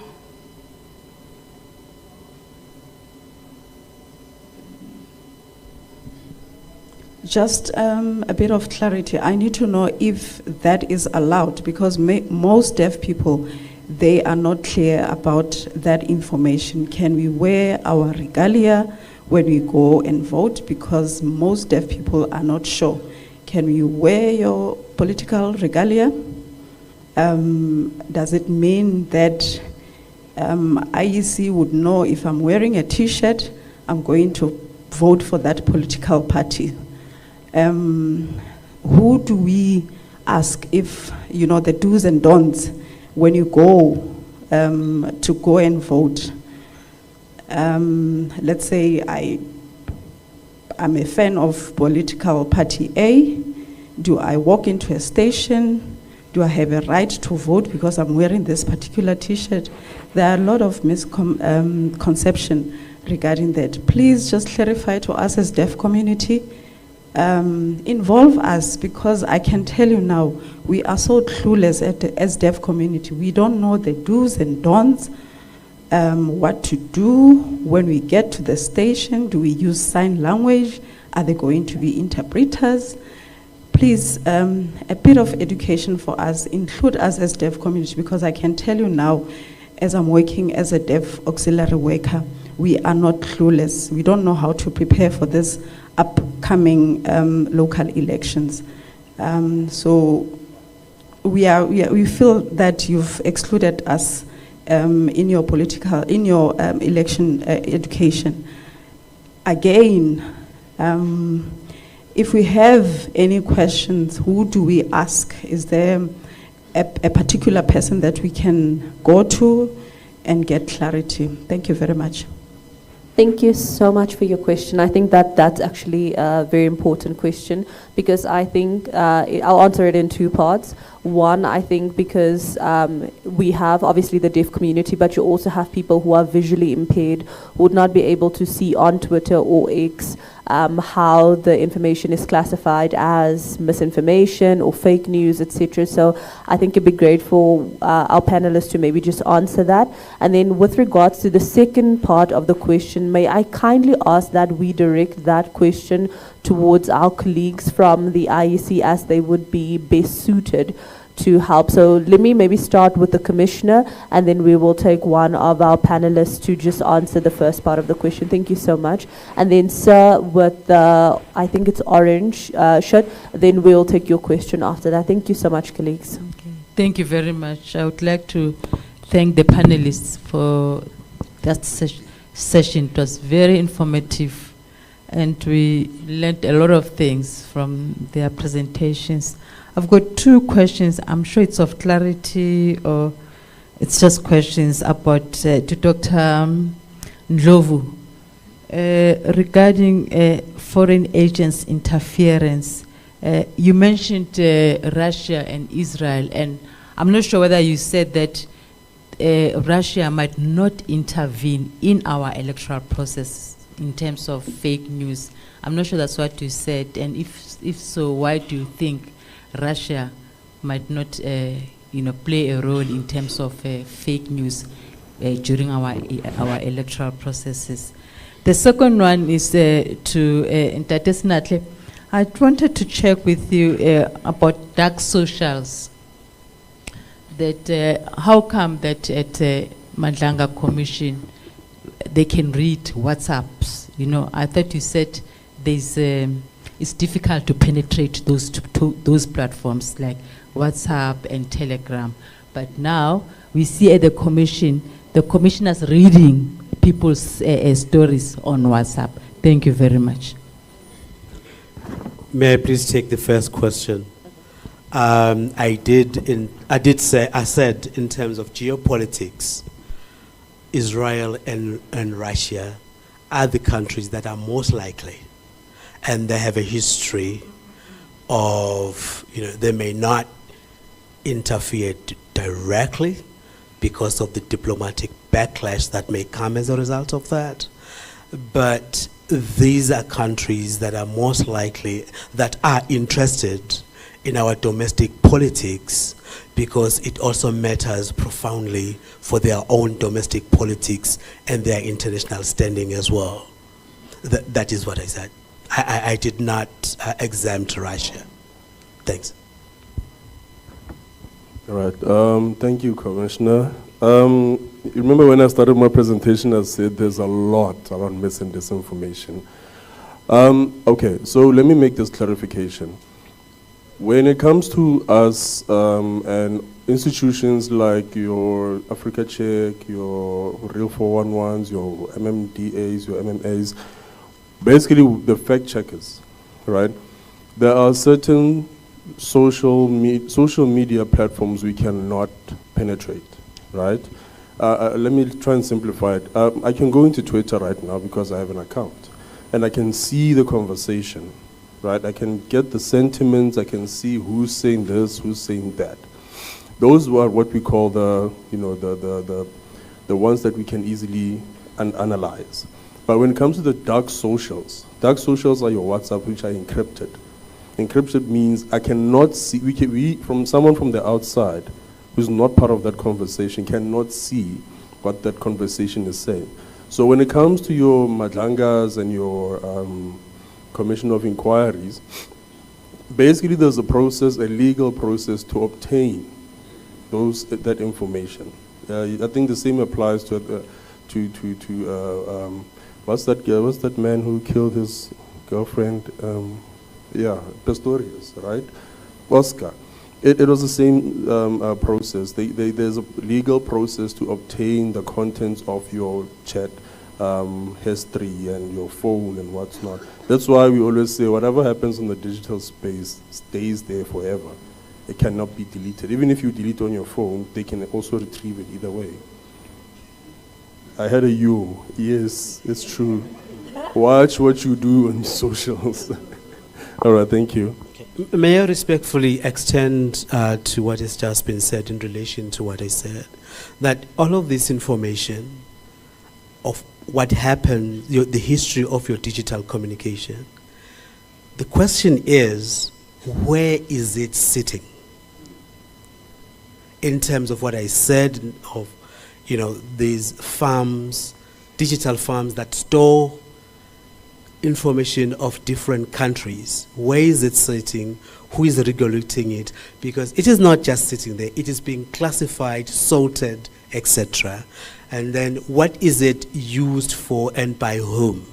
Not so much only in terms of the Madlanga Commission, but in terms of very targeted communication by external forces.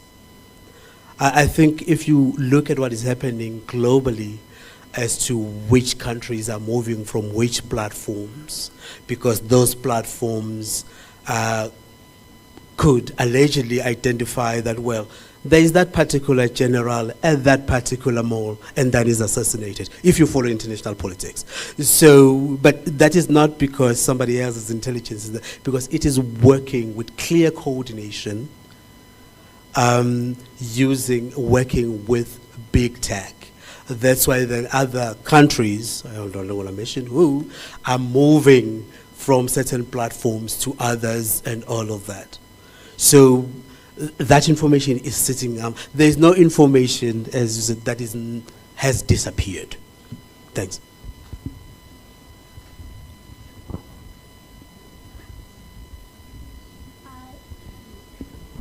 I will also, if you'll allow me, expand a little bit on the issue of WhatsApp, and then I'll come to the other question.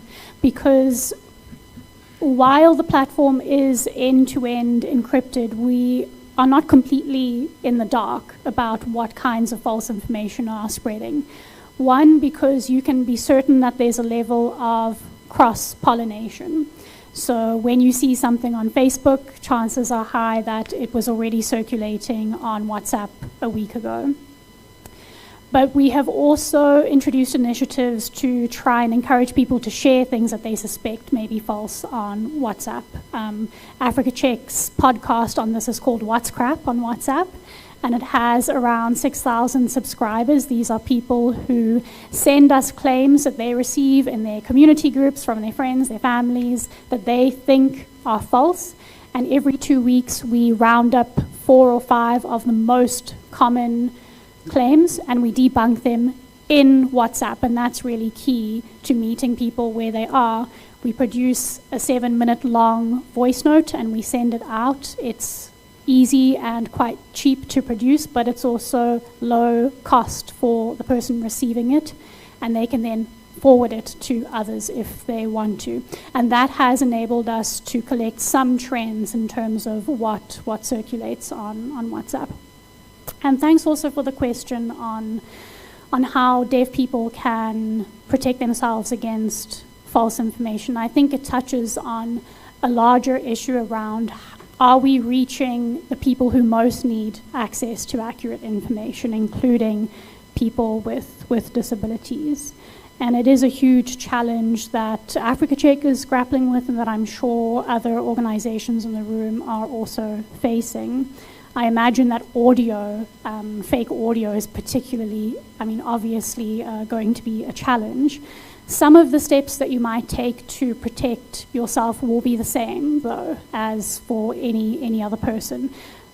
Practices like pausing before you share any information you suspect might be false, or verifying with official sources.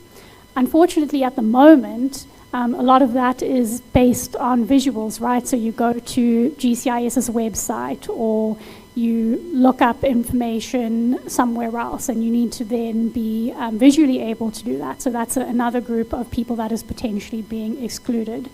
But the challenge is the same across the board in terms of formats, that we need to engage people in a way that is accessible. Language is another big consideration. So what about people for whom English is not their first language?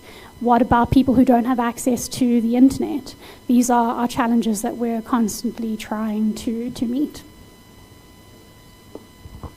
Just to add on something, you made me remember something. You know, ladies and gentlemen, the biggest trend right now is links. Links, né? Especially when it comes to scams and flyers, especially that come from government, your IECs, your whatnots. You know, the mind works in a funny way. You'd get a flyer from GCIS or a particular department or the IEC, and it's got all the right things in all the right places with the right people showing, né? And then only to find that there's a link. Press this link. And then you see, all we always look at is www. We don't look at other factors, elements there. And then we look at maybe GCIS, or if the word GCIS pops up there, or labor pops up there, or whatever department, or you see IEC, always criticize that link. Links for South African departments are very basic. www, the department's abbreviation, in most cases, the acronym, right? DTI, DFFE, GCIS, IEC, then .gov. It's never .co.za. It is never .org.za, except for SOEs, state-owned entities. Always criticize those, because so many times we've got to realize that people get scammed, or people get false information just because they did not really look at the, even if it's got a .gcis dash, criticize it. Because that's how a lot of people get scammed, that's how a lot of people get false information, that's how a lot of people just fall into these traps. But that's all I wanted to say. Okay, we only have time for one more question. The gentleman there, you can ask your question. Unfortunately, we have run out of time for this session. So if you would like to ask any of the panelists a question, maybe we can ask it during tea time. So we'll take the one question and then we'll have time for one brief response, and then we will break for 10 minutes.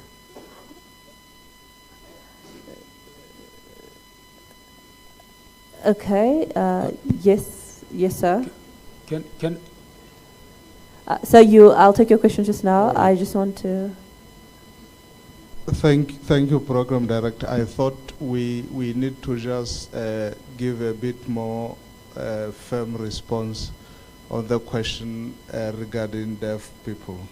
Oh yes, I actually asked if we could possibly have it addressed by a colleague from the IEC, because I think it would be best for the answer to come from the IEC, as it would be like the most, I think, reputable response in this regard.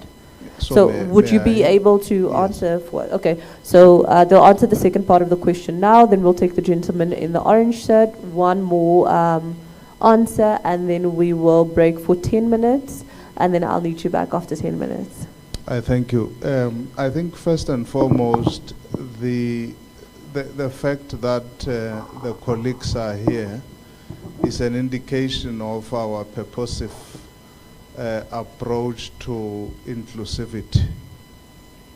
And you will realize that in almost every public event that the Commission convenes, we make a specific provision for especially sign language, because we are now bound by law also to make sure that that happens.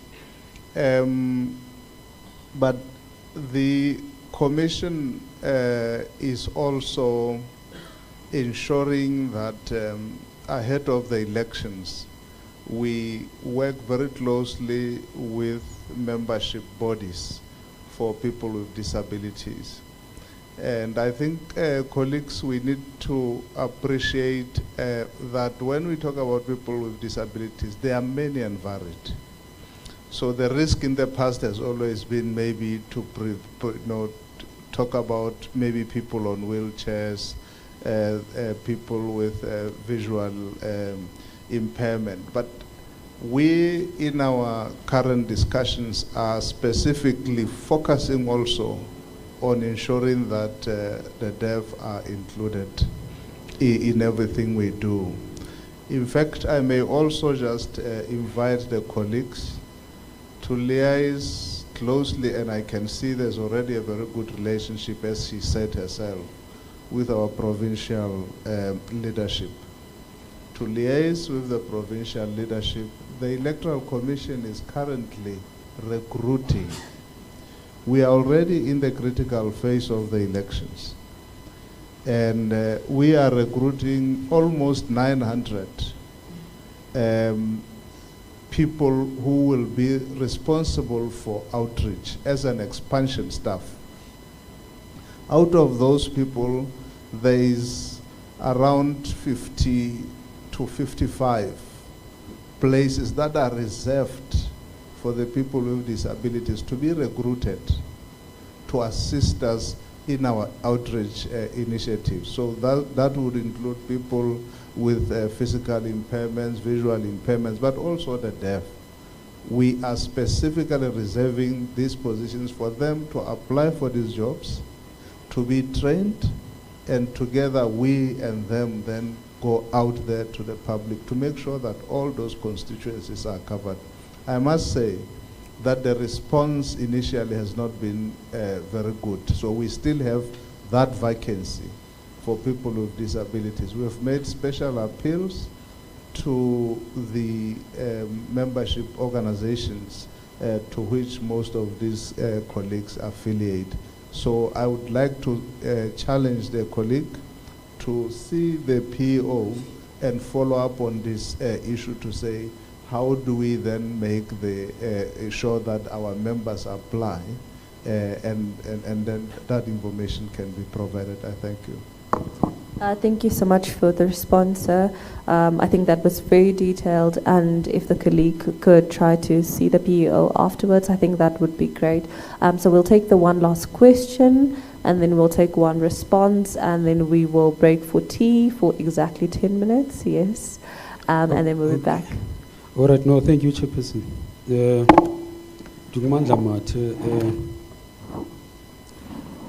Let me also appreciate and welcome the presentations.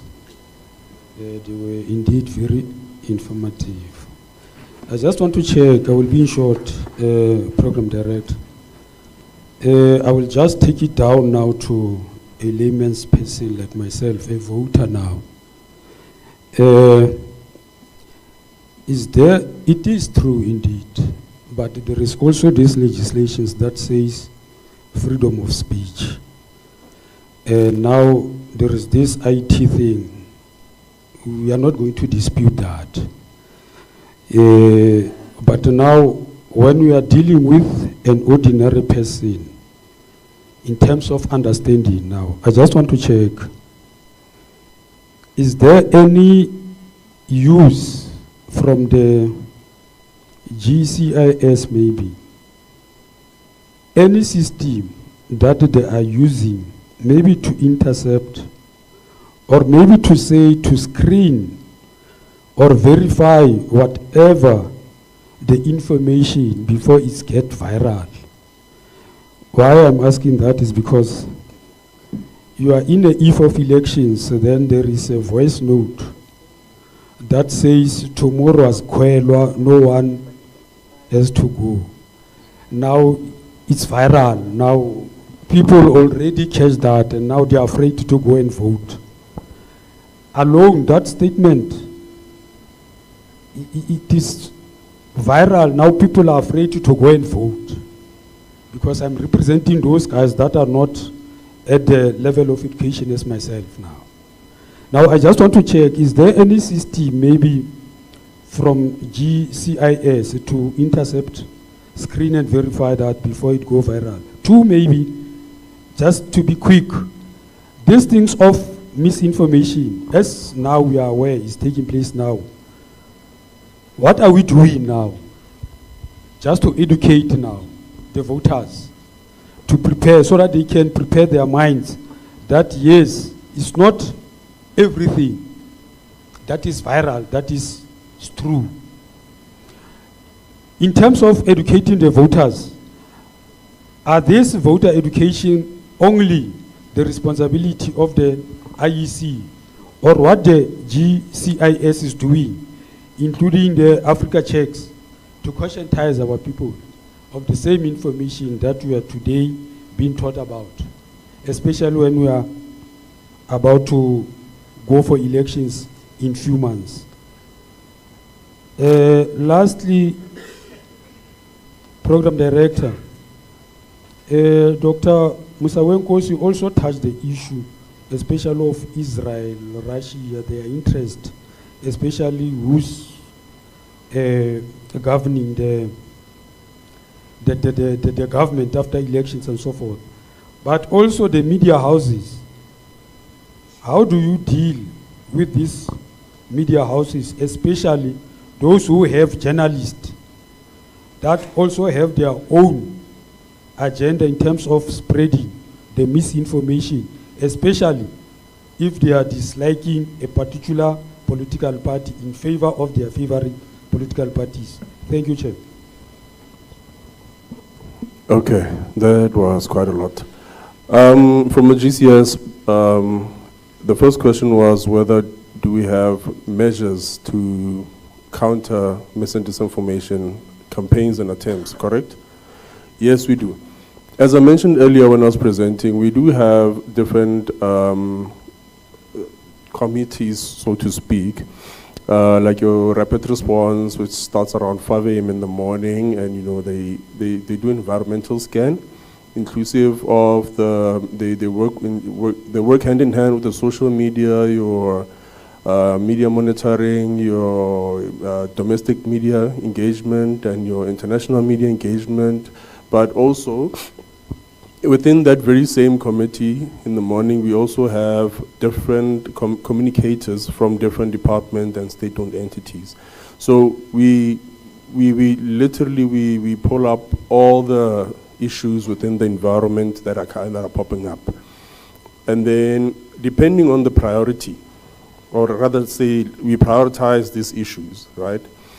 We either provide a strategic approach as the GCIS, meaning we advise this particular department to say, hey, listen, watch out for this thing, or this is what you need to do, right? We also can provide the measures or the mediums or the channels for whichever department to be able to spread the response and all that. The second question stated,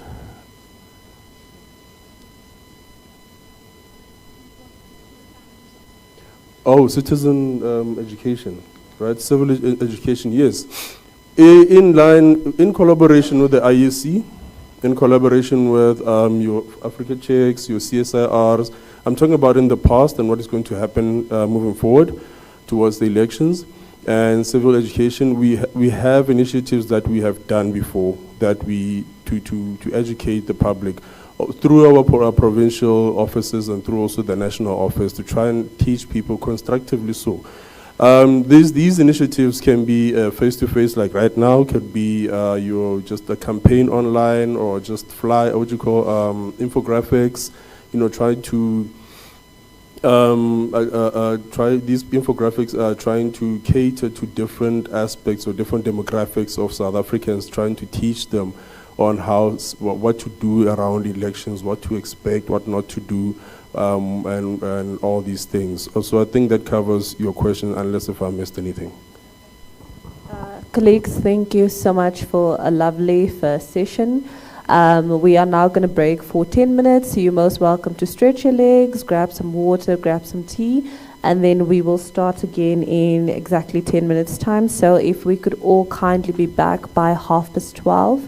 We are running 15 minutes late into the session, but I think it's because the discussion is so lively. I did see a hand on the other side. I believe it was one of the KUFSI graduates or KUFSI students. I implore you as one of the graduate attributes to go mingle. You can always approach the speaker, ask whatever question you have. I think it is a great exercise. And then again, please do socialize during the 10 minutes if you have a chance, and then we'll be back at 12:30. Thank you so much.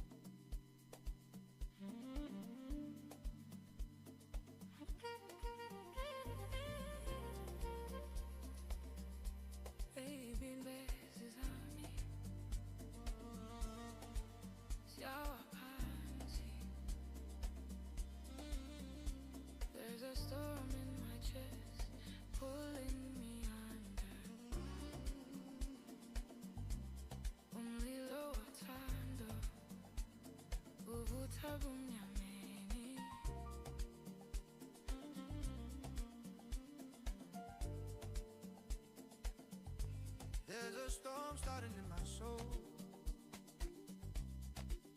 reaching fever high, dragging me from the light. Now I see a truth, no disguise. Dang, it's our time to love. Sell my love if you want, I'll uncover your lies. Lay your games in the open, watch me rise with every tear you cause. Don't think I'll break easy. Izokwenza uzosola kakhulu. The skies of your love remind me of us. Izibhazi zothando lwakho zingikhumbuza thana. We almost had it all. Sizonke sasisondele. The skies leave me breathless. Ngiphefumula kanzima. We could have had it all. Izinyembezi zami, Tears of mine. falling phansi kujuleni. You held my heart in your cruel hands and inhliziyo yami ezandleni zakho zobubi. And you played it to the beat. Wedlala ngesigqi. Uzosola ukungilimaza. Tears are gonna fall. Izinyembezi zoziwa. Izinyembezi zami. Baby, no happy ending story left. Anginalo iphupho elihle to share, but I've heard your twisted tale. Ngizokushisa umphefumulo wakho kancane kancane kancane. Think of me when the night gets cold. Kabanga ngame bumnyama nobunzima. Build your regret like a home. Cause my peace won't be divided no more. Don't think I'll fake quietly. Ngizokwenza uzosola kakhulu. The skies of your love remind me of us. Izibhazi zothando lwakho zingikhumbuza thina. We almost had it all. Sizonke sasisondele. The skies leave me breathless. Ngiphefumula kanzima. We could have had it all. Izinyembezi zami. Tears of mine, falling phansi kujuleni. You held my heart in your cruel hands, inhliziyo yami ezandleni zakho zobubi. And you played it to the beat. Wedlala ngesigqi. Uzosola ukungilimaza. Tears are gonna fall. Izinyembezi zoziwa. Izinyembezi zami.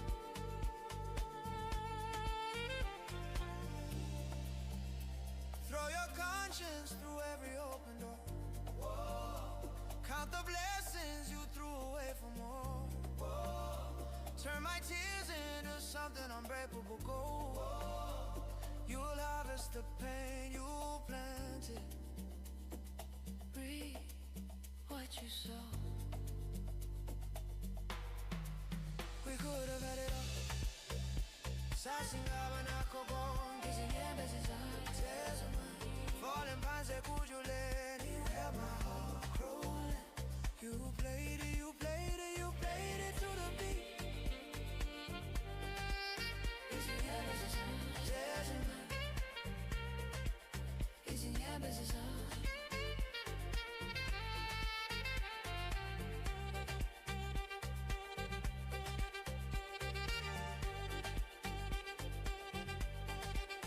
Izinyembezi zami.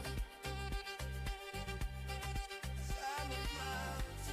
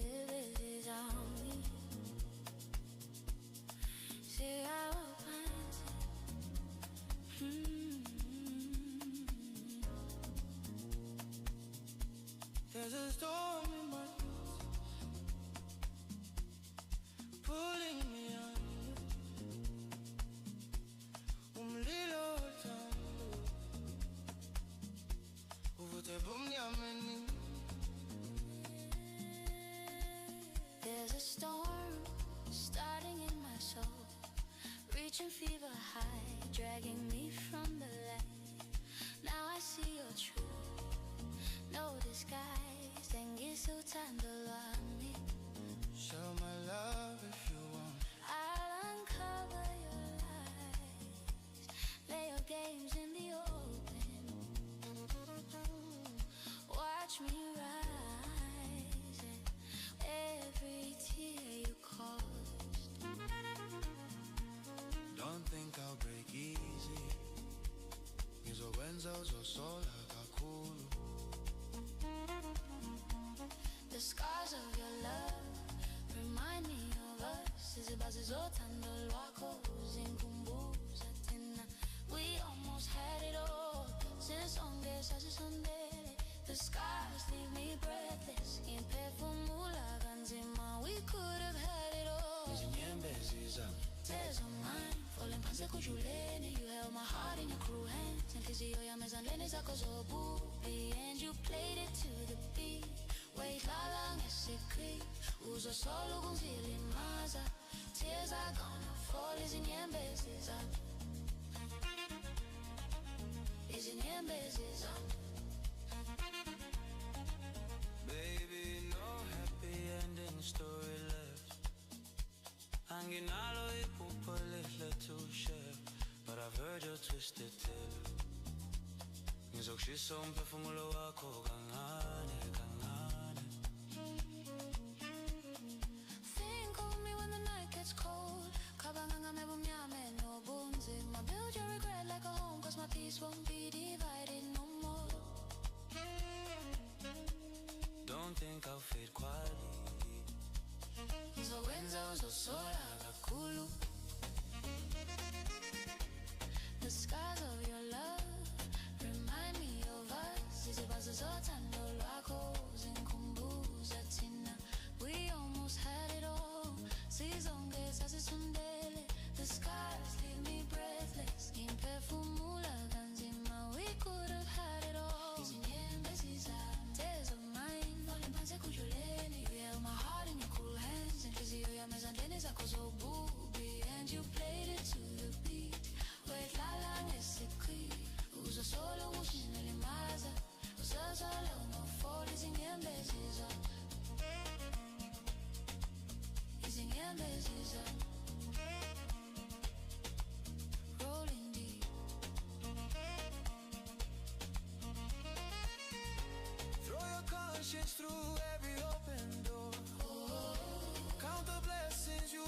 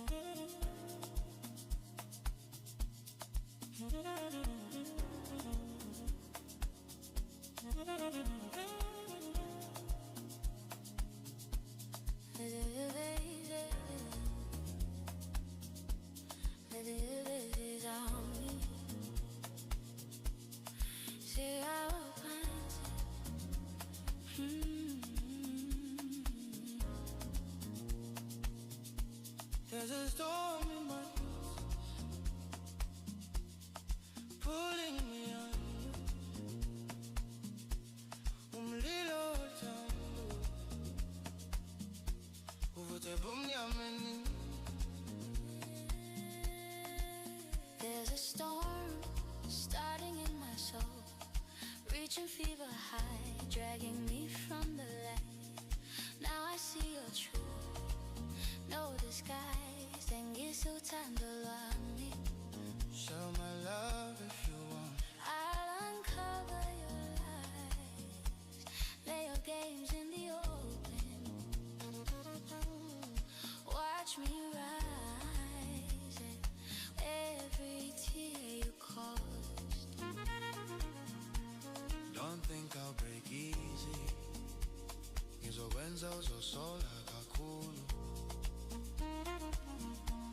The scars of your love remind me of us. Izibazi zothando lwakho zinkumbuza thina. We almost had it all. Sisonke sasisondele. The scars leave me breathless. Imphefumula kanzima. We could have had it all. Izinyembezi zami. Tears of mine falling phansi ekujuleni. You held my heart in your cruel hands. Inhliziyo yami ezandleni zakho zobubi. And you played it to the beat. Wayihlala ngesikri, uzosola ukungilimaza. Tears are gonna fall, izinyembezi zami. Izinyembezi zami. Baby, no happy ending story left. Anginalo iphupho lihle to share, but I've heard your twisted tale. Ngizokushisa umphefumulo wakho kancane kancane. Think of me when the night gets cold. Cabanga ngami bumnyama nobunzima. Build your regret like a home, 'cause my peace won't be divided no more. Don't think I'll fade quietly. Ngizokwenza uzosola kakhulu.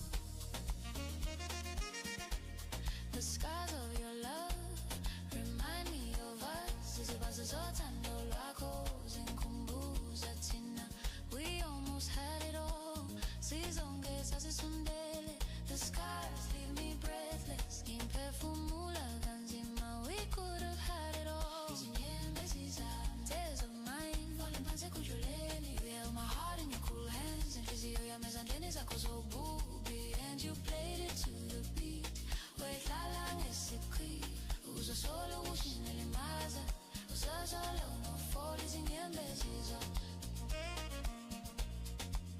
Izinyembezi zami. Rolling deep. Throw your conscience through every open door. Count the blessings you threw away for more. Turn my tears into something unbreakable gold. You harvest the pain you planted, reap what you sow.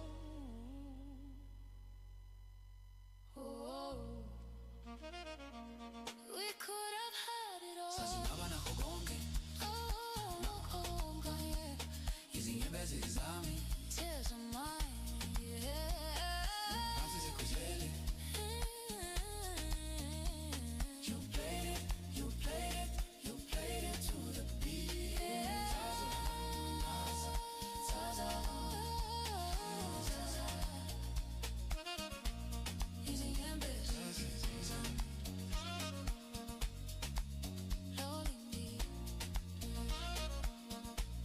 Izinyembezi zami.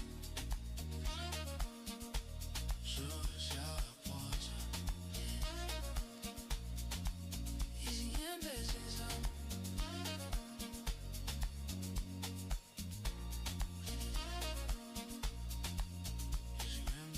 zami.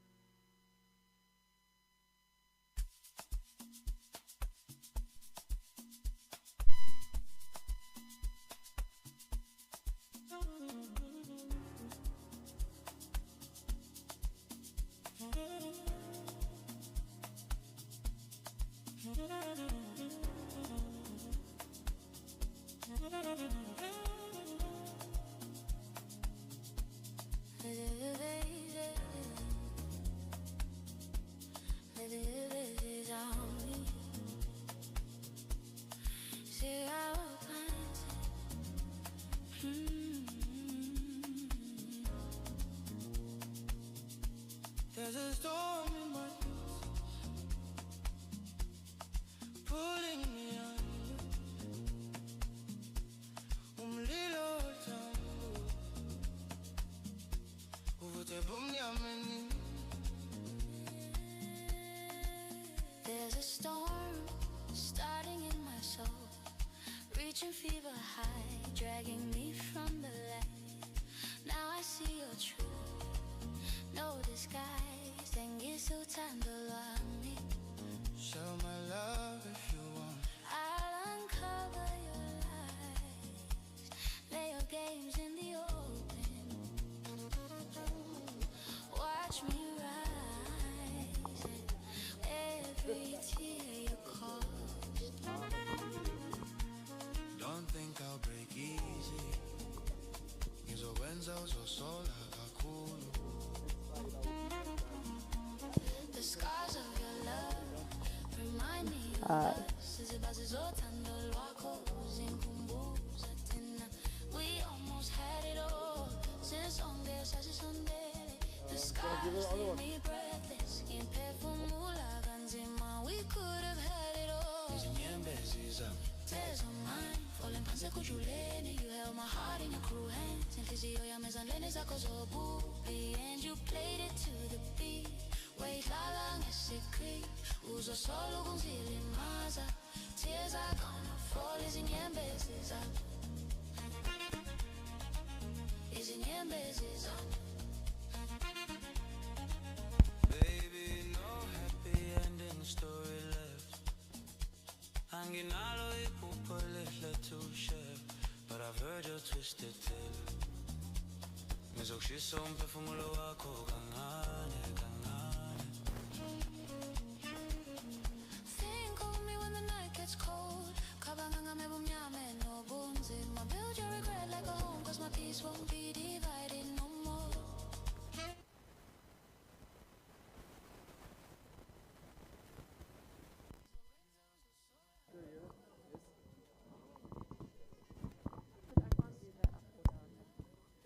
Good afternoon, colleagues. Oh, we are officially having an afternoon. I'm going to ask the last two speakers to kindly join us. Our one speaker is Mr. William Bird, and also we have Mr. Avi Moodley.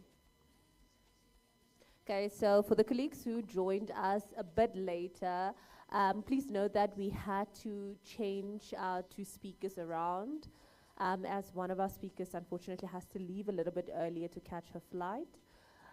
So we will be delving into the second session. You're most welcome to enjoy your refreshments, your tea, your coffee, a bit of snacks. Okay, I'm glad to see that people are still smiling, so it means you're not too tired yet. As I mentioned, we are having our second session, and our first speaker for our second section is Mr. William Bird. Mr. Bird needs no introduction, but I'm going to do that nonetheless. So Mr. William Bird, is like quite established. He studied at the University of the Witwatersrand, also known as WITS, in Johannesburg, where he obtained his BA and his honors degrees in drama and film. He worked in television after completing his studies. Most colleagues might know him from his time at the media monitoring as the media monitoring project manager at the Media Monitoring Africa, which he joined in 1995. Thereafter, he covered and was involved in over 100 media campaigns, which is a lot. And these span from gender-based violence, HIV and AIDS, racism and children in the media. And he's had work over, over 100 countries. That's like quite extensive as well. And he was appointed in 2009 as a Shoka Fellow and then as a Link Fellow in 2010. Thank you so much for joining us, Mr. Bird. Right. No, I'll stand and hold my doodle. Okay, so I had an interesting experience this morning when I went into the shower. I opened the tap and water came out. And I say that's an interesting experience for me because, of course, I'm from Joburg, where we don't have a lot of water at the moment. So, let's go. I'm going to start off with some Margo mind reading fun, right? This is to help get us into the mood. Now, what I'm going to do is I'm going to ask my colleagues to witness. This is a blank sheet of paper. I'm going to do it here.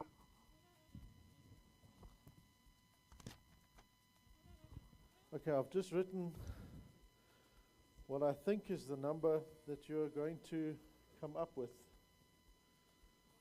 at the end of this exercise. And I'm handing it now to, don't open it yet, just keep it there, to our colleague. And now I'm going to attempt to read your minds. So what I want you to do as you sit there is pick a number between 1 and 10. Don't tell your person next to you. You can write it down if you've got a short memory, but just remember a number between 1 and 10. Have you all got that number in your head? Good.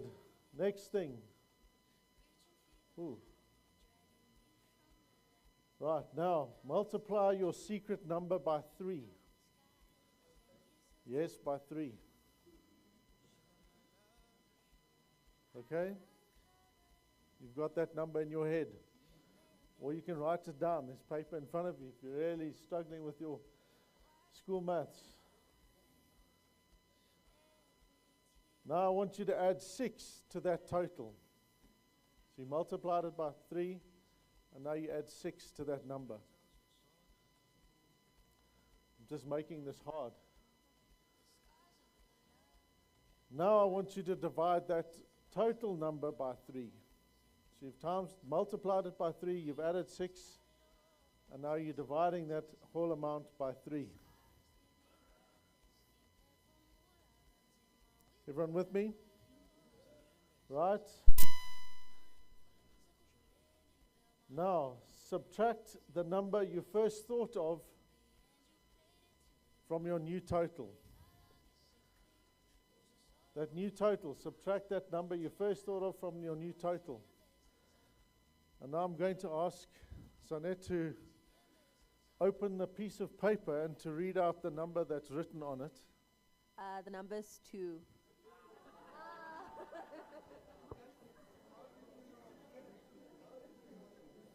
There you go, huh?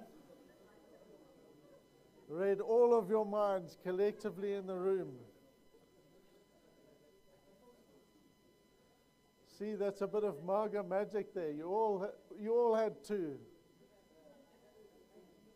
Right, and I'll get to why I did that in just a moment. So, I'm going to make 5 points.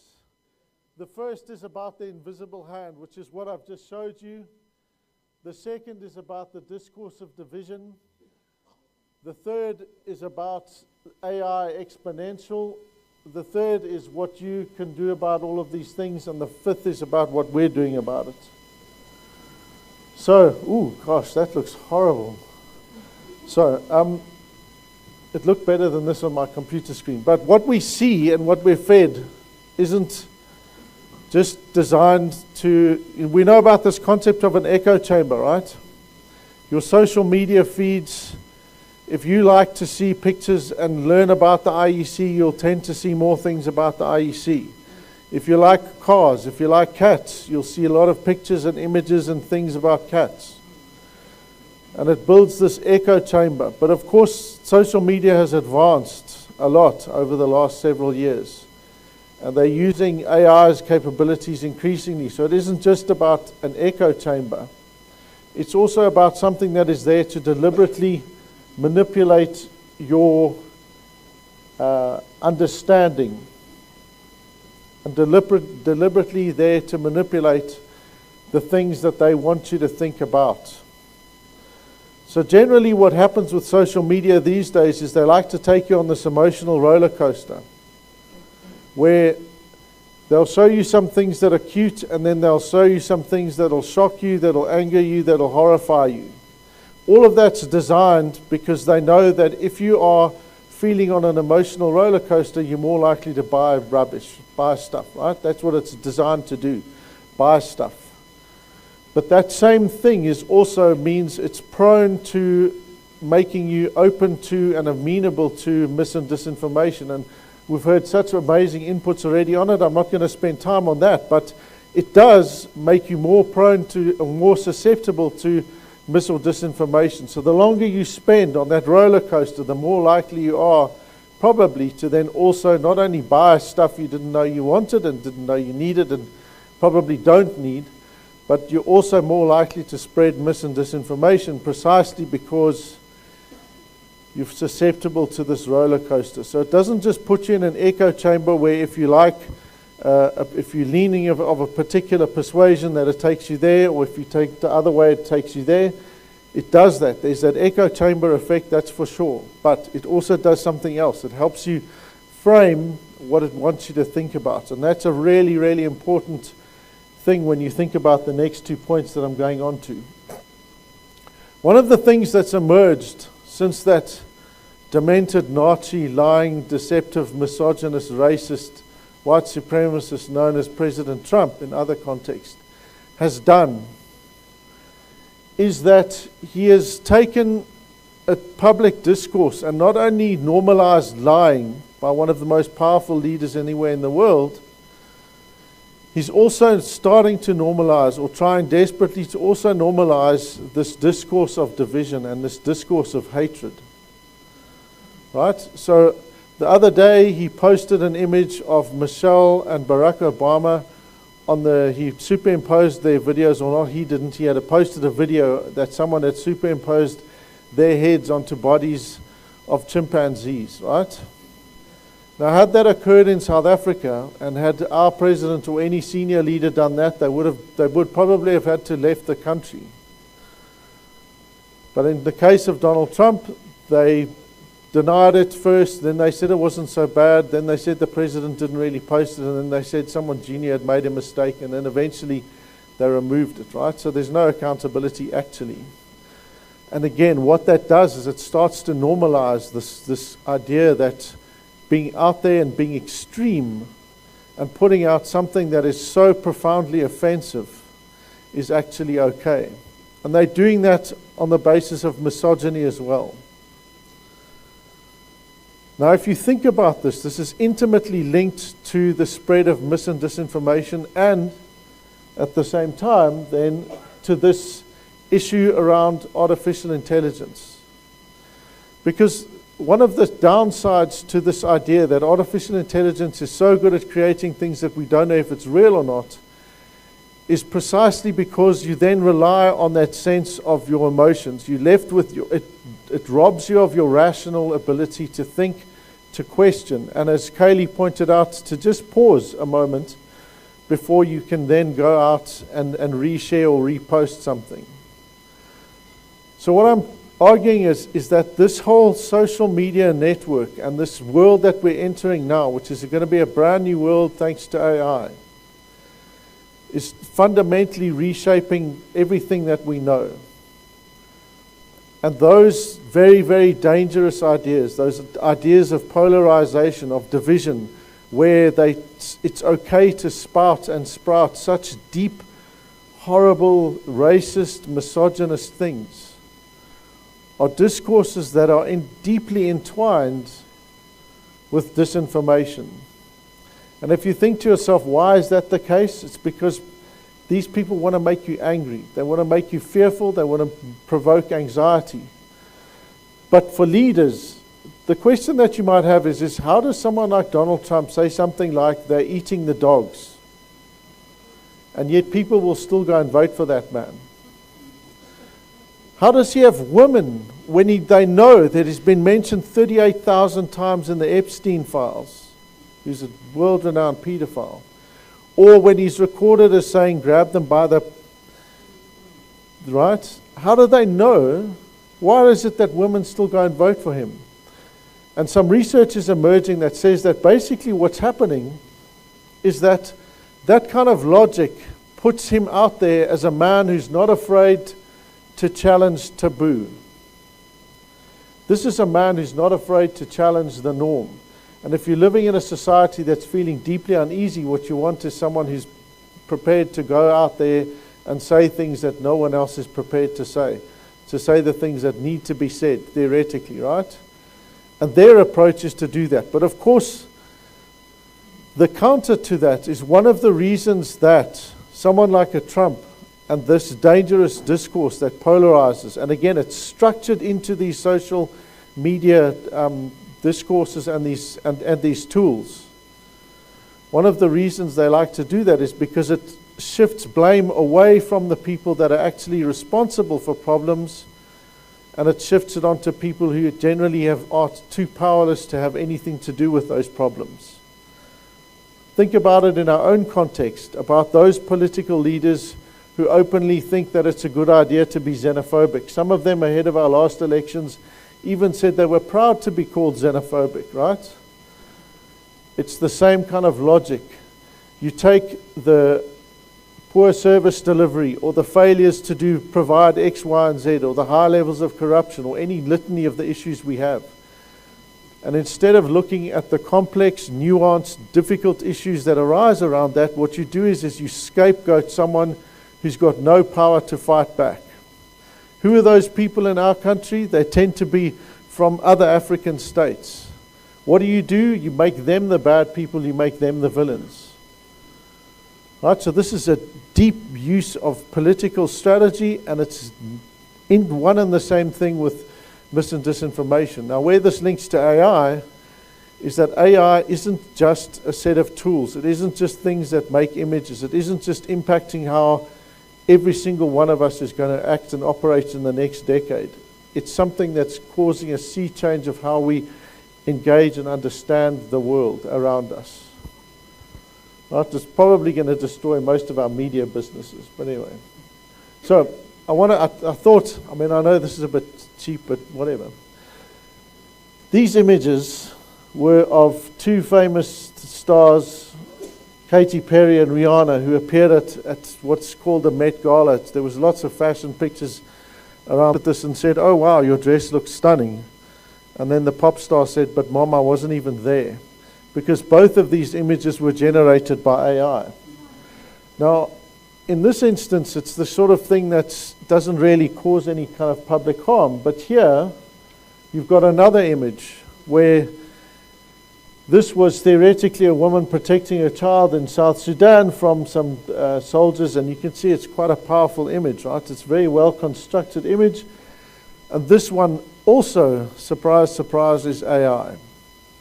So it can go from fairly innocuous things like celebrities at a ball to things that can stoke and provoke very real forms of violence. And most of us, if we see this, we're going to be horrified. And instead of analyzing it for 5 to 10 minutes, which you need to do, we're going to just repost or reshare that image. And a lot of people these days don't share disinformation because they're necessarily evil. They share it because they share harvesting, right? They're getting follow harvesting. This is why they would like to start to share that sort of thing. So this issue around mis and disinformation is now complicated by the fact that it is actively rewarded, endorsed, and encouraged by the social media houses that are there. So, back to basics on very fair, credible elections. We're very lucky in South Africa to have easily one of the most incredible election management bodies anywhere in the world. This is something we need to make sure we let everyone know, because not only because it's true, but because it helps people understand that when you've got a body that is on a par with the best electoral management bodies anywhere in the world, the chances of elections being rigged, unfair, etc., are remarkably small. Of course, the IEC makes errors and they'll get things wrong, and some people will stuff things up. It happens everywhere in the world. But being among the best in the world is something we need to continuously make sure that the people and the public know about. Why? Because it builds credibility and it builds trust. It builds the opposite of what that discourse that I've spent time elaborating on seeks to undermine. What you want to know is something that you can rely on and that is dependable and that is certain, and that is the IEC. Right? And that's important. Yeah, good. We should applaud them. Now, critical to that, of course, are all of these other things which are there and I've listed, and I'm assuming we know them, but I don't have time to go through them. But there are a whole range of elements that construct and contribute to free, fair, and credible elections. Political parties are among the most salient of those. So when you get political parties that themselves go and seek to undermine the electoral system, they're doing it for cheap political point scoring in most instances, but they also are undermining the very system that they're using to get them elected. So it's a short-term, very damaging, very destructive approach to political operation, and it's very, very damaging to free, fair, credible elections. And again, it is also mis and disinformation. Now, news in an ecosystem is fundamentally critical, right? What we're seeing emerging now is this concept of epistemic security, which means that you have to be able to rely on certain kinds of information if you're going to survive in society. You need an IEC that is there, credible, dependable. You also need to know that you can go to an entity and get credible, reliable information that's real. That's why the public broadcaster, the SABC, is so absolutely critical to our environment, because you have to have a broadcaster, a series of media that you can go to where you know that even if they get things wrong from time to time, most of the information is real, accurate, and credible. Small, independent community media that are there, that have got journalists out there telling real stories. These are things that are going to make sure that we survive what is effectively a massive extinction level event that is coming as a result of this spread of mis and disinformation enabled by social media and enhanced by all of these AI systems. So what do we do about it? We do a lot of partnerships, partner with the IEC, etc., etc. We have tech things that we do that will help you understand and see what's there. If you see something that you think is mis or disinformation, you think is incitement, you think is hate speech, or you think is harassment, you report it to Real 411. It'll take you 2 minutes and it'll go through and it gets fed directly through to the IEC. It also then gets reported through to the IEC. Real 411, it's there, it's quick, it's easy. There's a link, and if you get the report, you'll see it. These are some of the examples we saw. One of the most despicable things was the attack against Commissioner Love. And I want to highlight that because this was exactly the kind of tactic that they're using in the States. You target someone who's got credibility, you undermine that person in a senior position of authority at the institution in order to get people to think, well, if she's crooked, if she's evil, if she's useless, if she's corrupt, the whole thing is a disaster, right? It's a very cynical, worrying ploy. So when you see this stuff, say to yourself, why are they doing it? Ask yourself, pause, reflect, and then don't share it. Report it to Real 411. There's some other election tools. We're doing this thing called the Partnership on Information Integrity ahead of elections, and we'll be doing all sorts of really exciting things there. But I want to just end with this. So here's what you can do in terms of the media that are in the room.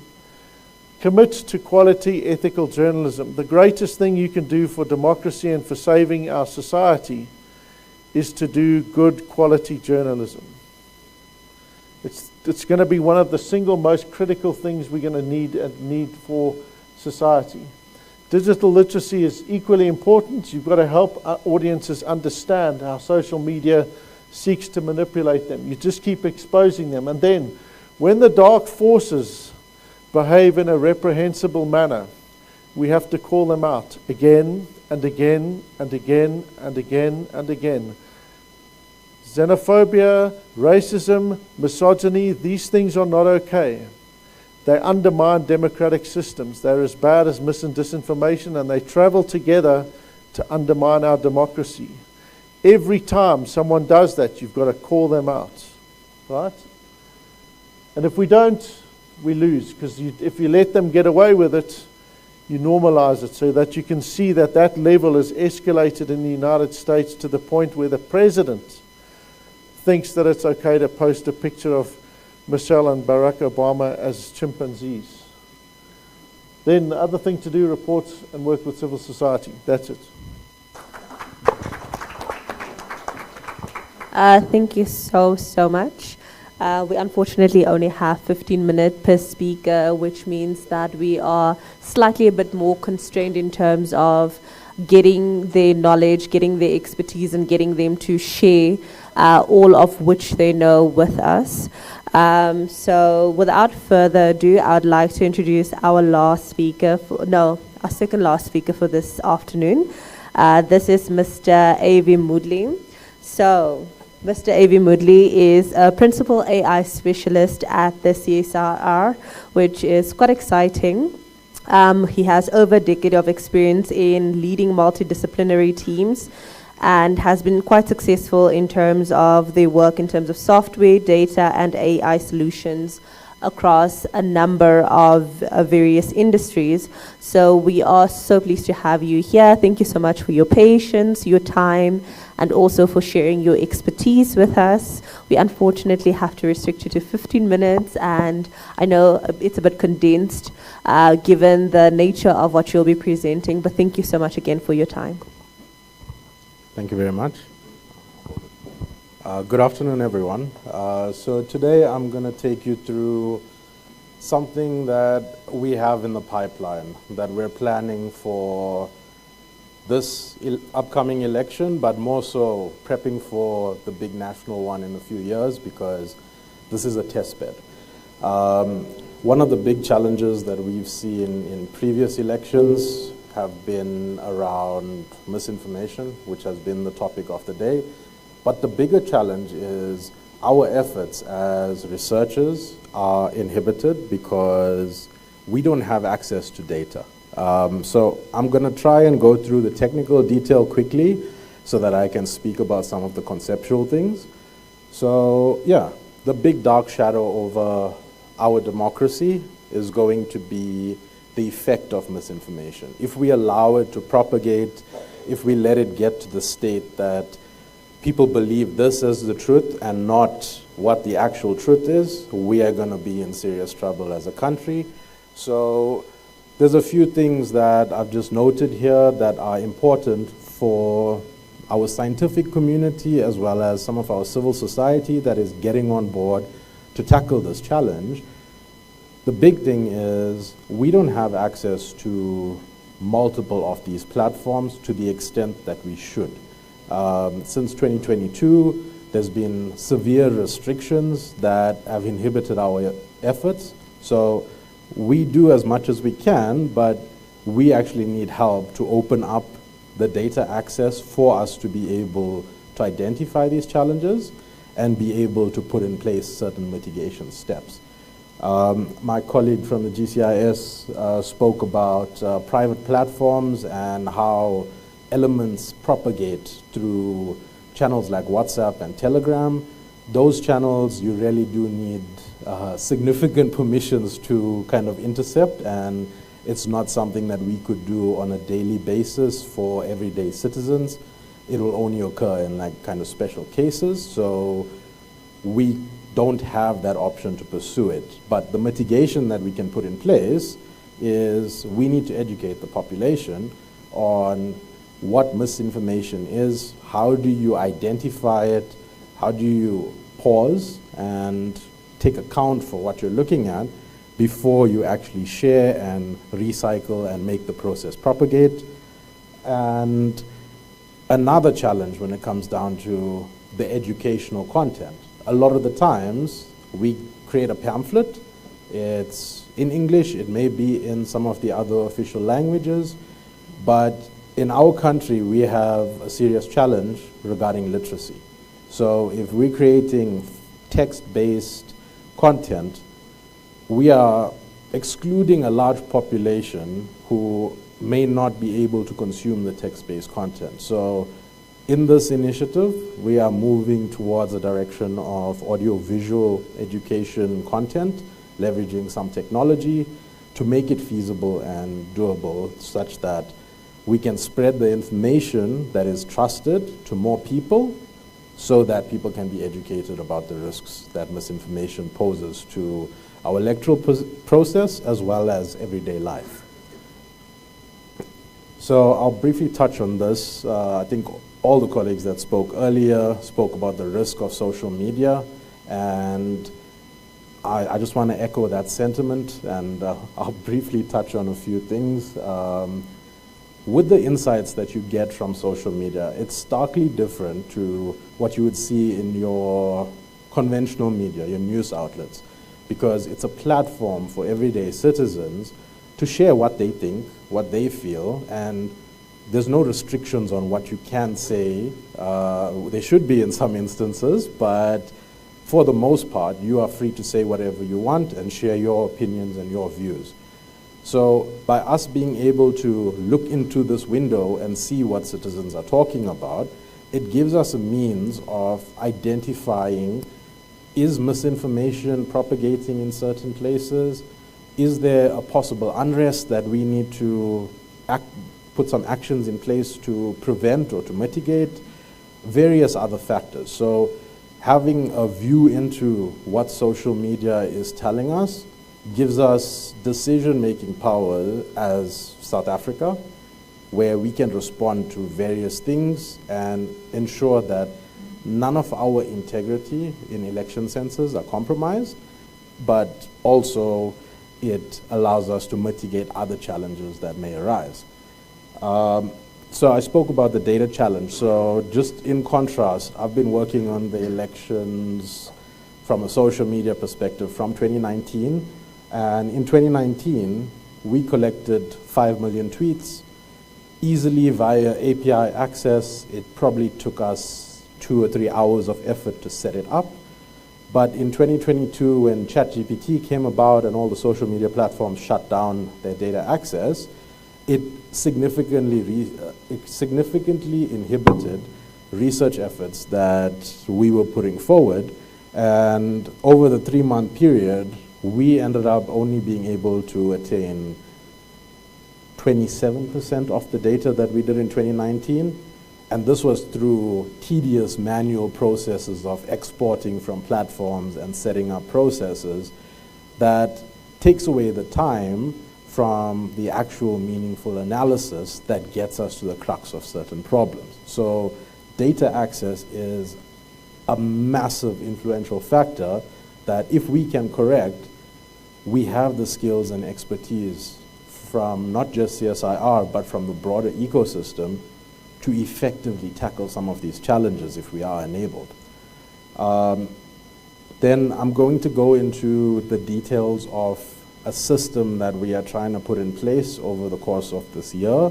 And the primary crux of it is to protect our democratic discourse, ensure that the public have trust in the institutions like the IEC, which are there to protect our democracy, and not try to undermine it like William put it so well earlier. So this is how we're looking at tackling this problem from a practical sense. So we're looking at defining the scope of what we're looking for in terms of data and keywords, because you can't scrape the entirety of social media, but if you're looking for specific, if you want to see what is hateful comments that go in the direction of different political parties, we have the means to set that up.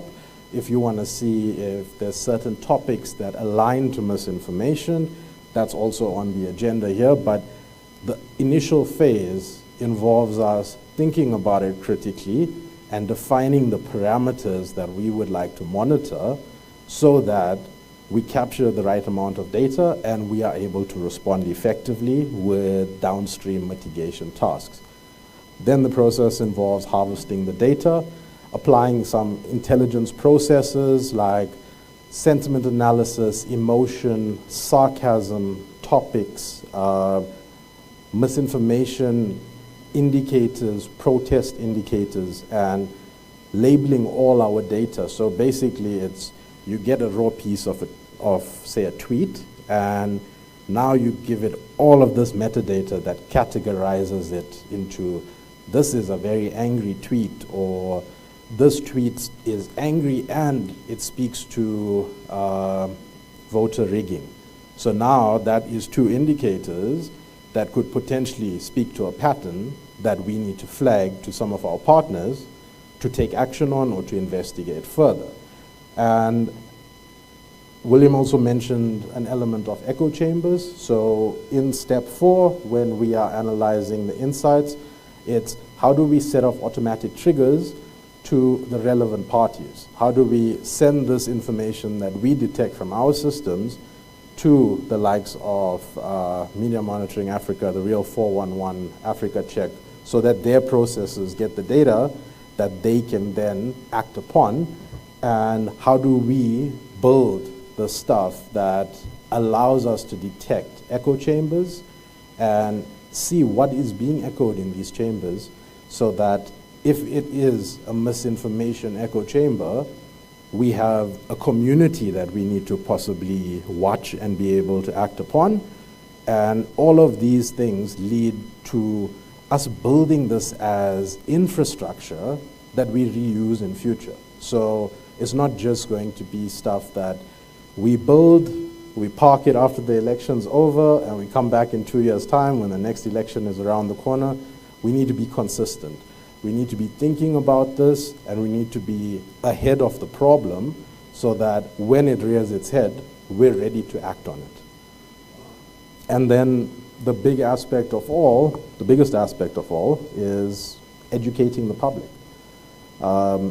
There's various socioeconomic backgrounds that exist in our country, and it's not always easy to cater for everyone. So part of what our efforts are going to be is to cater for the 11 official written languages in terms of technology we currently have on offer, but we are also exploring partnerships with colleagues at UFS that deal with South African Sign Language so that we can be as inclusive as possible and make our solutions in terms of educating the public cater for the 12 official languages. It's not an easy task, but yeah, it's something that we're working towards. It may take a few years to get it perfect, but in the interim, we can put solutions in place that enable equality on information access on that front. So I'm going to skip through some of these to just save some time, because it gives a lot more detail on some of the aspects I was discussing there.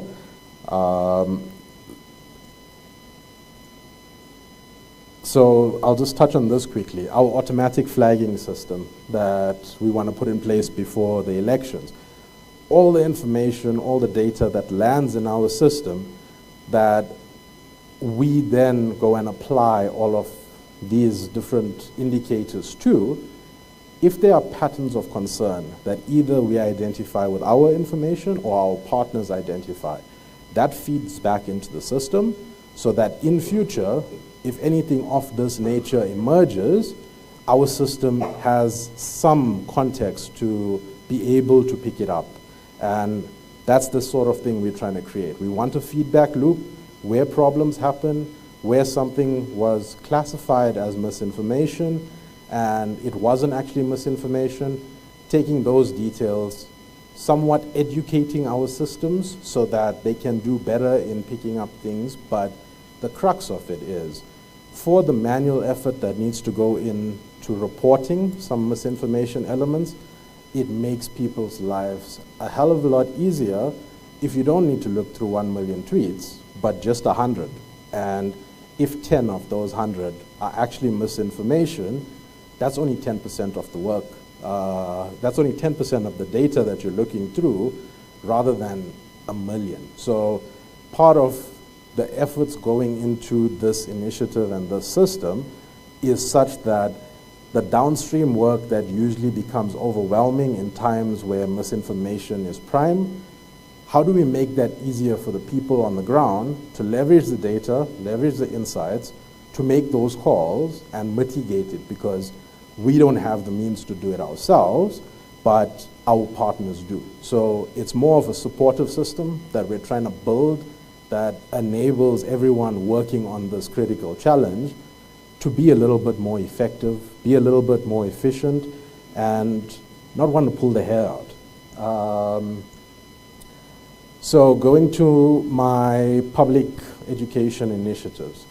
CSR has done a few initiatives of this nature in the past. One notable one is COVID, and we've done multilingual content to some extent, but it's usually been text-based. So this year, we're exploring how do we make use of AI for good in some instances. We have text-to-speech systems in all 11 official spoken languages that we are going to leverage for this initiative so that we cater for the audio component.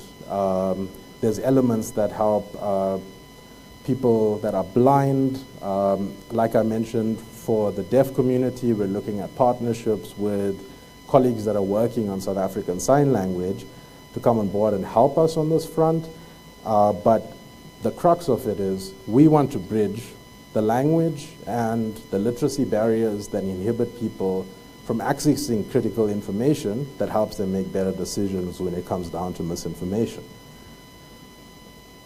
So what's inhibiting us is, like I mentioned earlier, it's data access. That is one of the biggest challenges. And there is a clause in some of these social media platforms where certain government accounts can get priority access in times of elections.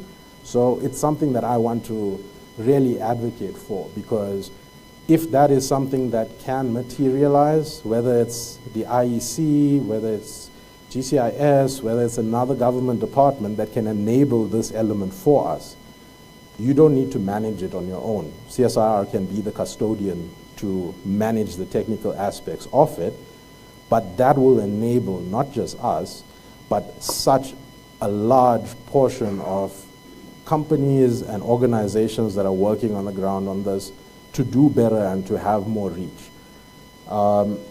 Funding, as we all know, is a challenge all over the place, especially in the public sector, but sustained efforts need to be prioritized by us as a country to enable us to continue our efforts and not park it and wait until the next cycle of elections, because we would need to play catch up on all the new things that have emerged, because our tools would be catering for what existed 2 years ago and nothing that has emerged recently. So it's very important for us to continue our efforts and push that forward. And yeah, the biggest thing is educating people. If people understand, this is how I pick up something is not looking right. My colleague from the GCIS spoke about the link aspect. That is one of the most critical pieces of information that anybody can use to safeguard you from scams, because as soon as you see a weird link, you just leave it alone. You don't touch it. You don't even risk opening it because maybe there's a virus attached. Maybe they're going to harvest your information.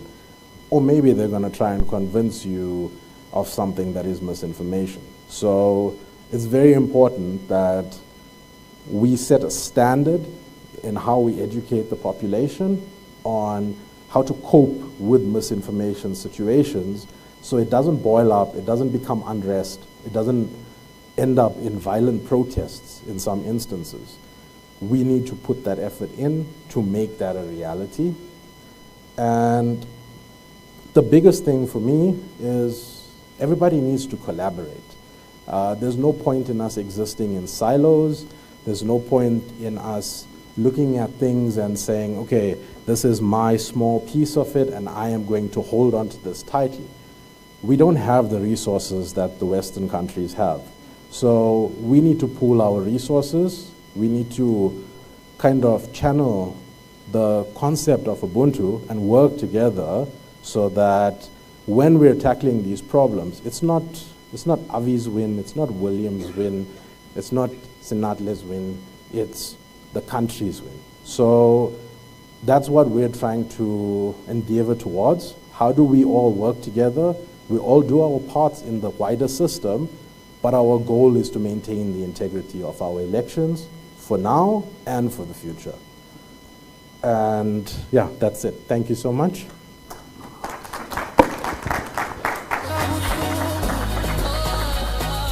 Colleagues, we are slightly running behind schedule, so I'm going to ask the panelists or the speakers if they could just kindly join us again, and then we'll just take one round of questions. Can I have some hands, please? We have one. We'll take 5 hands, and then we will encourage you to mingle during lunch. Can I have a second hand? Can we please have a roaming mic?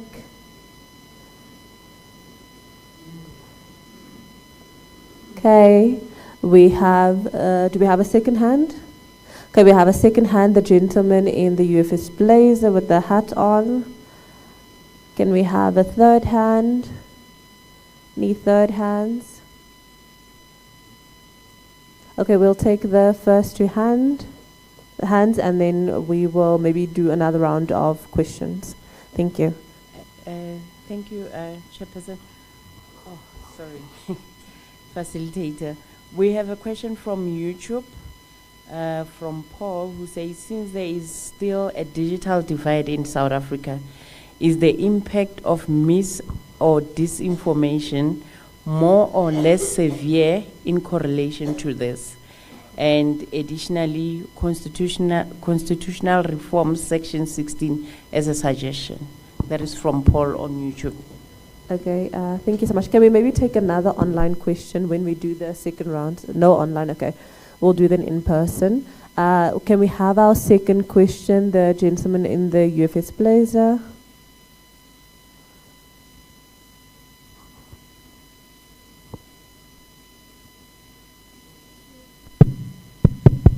Oh, there we go. We can hear you, sir. Thank you.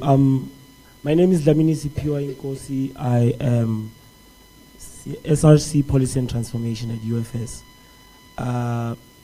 First, I'd like to start off by saying that I'm a big Rosa Luxemburg fan.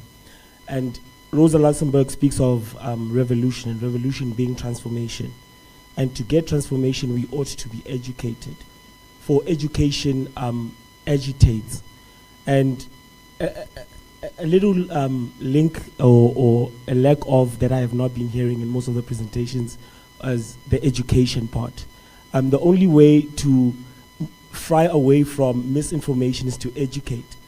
That's the first point. And then to the previous speakers that were speaking before, I was raising my hand, but I didn't get any attention. But there's something that I wanted to say there, and that is there will always be foreign agents and amplifiers of alternative truth for as long as the ownership of the legacy media is in the hands of the 1%. I truly believe that regulation is not enough. Ownership is the only thing that makes sense. And another thing is that most of the speakers didn't really speak about the historical inequalities and its intersections and susceptibility to misinformation. My grandmother, for example, truly believes that when she watches TV and you are on the TV set, whatever you're saying is true. Okay? Also, another thing that we sort of frying away from is the weaponization of narratives, which is like one of the biggest diseases that the media has. The media likes to weaponize narratives, especially if it's a narrative that is against. Sir, we are running behind time. Can I get a question, please? Yeah, sure. So my question is for Mr. William Bird, right? Sorry. Mr. Senantle spoke about government communication strategies. How does Moxie Africa ensure that media monitoring remains independent and away from the clutches of what we call the weaponization of narratives? Okay, thank you so much. Do we have any other questions? Okay, so we'll take those 2 questions, and then we unfortunately have to move on to our next speaker. Okay, thank you so much. Thanks. And those are really great. Oops, just drawn my pants. Those are really great points and questions. I think certainly on the first issue relating, I'll let Avi can talk about education, but when we talk about inequality, I think to a degree it helps us that there are less people that have access to the internet, to the extent that because we don't have a proper coordinated national digital and media and information literacy program, they aren't being exposed willy-nilly to all of these things without getting the necessary skills to manage them themselves effectively. What we do know from our experience of working with young people in underserviced and resource-poor areas is that they are ironically more susceptible to certain kinds of disinformation precisely because they don't have access to the necessary skills and the other counter-information to whatever they're hearing. In other words, if you've got less information and then the only kind of information you do get exposed to is bad information or misinformation, then you are more likely to be susceptible to that kind of information. So the digital inequality and the digital divide, unfortunately, is just getting worse. And with the spread of AI and the fact that the young people now don't have access to it, by the time they do get access to AI in a year's time, 2 years' time, if we're that lucky, they're going to be accessing a system that all of us in this room are able to start to get to grips with, and they're going to be accessing it at point zero. So it is really, really critical that we ensure that media and information literacy is something that is taken far more seriously, precisely because it gives people the necessary skills to operate in the world as it's changing, because without that, they're not going to be able to operate effectively or safely, including our grannies and our mothers and our grandfathers and all of those people, because they are the ones that have to know to not take a call from a banker who pretends to be phoning them to tell them that their account's being opened as we speak. Because these people are increasingly sophisticated, they know your details, and it's a very good business for them. So they've got a lot to gain by doing it, and they are using AI now to do that, and I can't get into that detail. But in terms of avoiding weaponization of narratives, so the organization that I'm very lucky to run, we have a very clear bias. Our bias is in favor of our fundamental rights and our rights-based approach. And we're open and explicit about that. We openly advocate for, as I said, public institutions that merit trust. And those are the guiding principles. And so anything that goes against that, we will strongly oppose. We have a very good working relationship with our friends and colleagues at GCIS, but they'll also tell you, more often than not, that sometimes we'll be some of their strongest critics. And they're not very happy about that sometimes. And that's the way that we maintain and ensure our independence and continually assert for the kinds of rights that we think all people merit and deserve. It's in our Constitution. I've got it in my bag right there that I can cite for you. Thanks, Willem. Just to touch on the education element. So you used a very interesting word where you said alternative truths. And it's a concept that I've seen emerge a lot in the age of social media, where if people think something is true, they feel entitled that is the truth. And it's a stigma in society that I don't have an answer to fix. But it is a challenge that we need to find a way to get people to decipher what is true from what is false. And it's a journey. It's not going to be easy. To touch on the education aspect, there are massive inequalities from the past that inhibit where we are right now as a country. And when you look at education as a whole, there's many challenges, but we need to focus our efforts on what differences we can make to push it forward. Because if we live in the narrative that everything is bad, everything is against us, we don't necessarily see the opportunities to better it. I'm not saying that challenges and problems don't exist in many facets of education or the lack of education. It's we need to make efforts, and there is efforts. So in most government organizations, the usual rhetoric that gets conveyed is oh, you guys are not doing anything, or you're wasting my taxpayers' money. But the nitty-gritty details under the hood, the wins for the country, all of those elements, those don't get publicized as much as the bad things do. So it's always good to look at what interventions exist, where there are gaps, challenge it. Make a claim that this is insufficient so that you can address it, but we need to come out of the mindset of looking at things from, this is just horrible, and looking at it from, here's an opportunity here where there's a gap. Nobody's doing anything here. Can I do something to fill this gap? And I don't know if I answered you there, but just some comments from me on that. Thank you. One last quick comment, sorry. I think in asserting all of this, I don't think we want to be seen to be suggesting that we should only believe in things that are scientifically or verifiably true, right? Because many of us, myself included, believe things that are clearly and patently not true. I will, for example, believe if I'm watching a football game or a cricket game where if I'm not watching, it'll help make sure that they either score the goal or don't score the goal, right? And clearly, in my rational mind, that is the most ridiculous thing to think, right? That me being present in front of my television is going to make the slightest difference, right?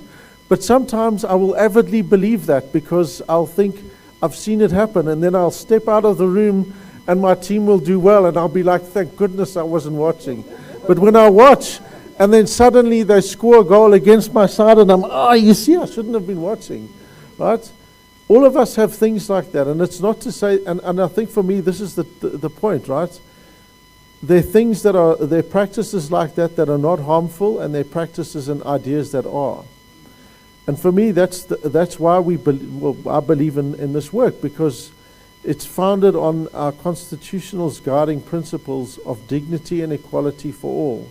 And if there are values or ideas that come in that seek to undermine or harm those things, then I have to go, well, hang on a minute, I want to question why someone is seeking to prejudice someone or harm someone else just because of what they look like or something that they say. And that for me is where we then start to draw the balance of when there's things that aren't true, that we know aren't true, but are harmful practices. Thank you so much. Can I please have a round of applause for all of our speakers? Okay, again, I just wanted to thank our speakers, Dr. Musa Kwena Ndlovu, Mr. Sinclair, Mr. Moodley, Ms. Cartwright, I believe she has already left, and Mr. Bird. Thank you so much for your time. I think I butchered someone's name. I apologize for that. But thank you all so much. Can I just have a round of applause before we introduce our last speaker? Okay, it's been great joining all of you. I think that we've all learned a lot, and I think if we could take something away from today, it would be to be able to pause, reflect, and think. If you can, fact check before you reshare. So I think that's a great takeaway. Let's pause, reflect, have the ability to just quickly double check before we reshare. I think that's a great message. Maybe it could be a tweet, someone there. Again, I would like to welcome our last speaker for this afternoon, Dr. Victor Shiale, who is the DCEO of Outreach for the IEC, to just do the closing remarks. Thank you again, colleagues.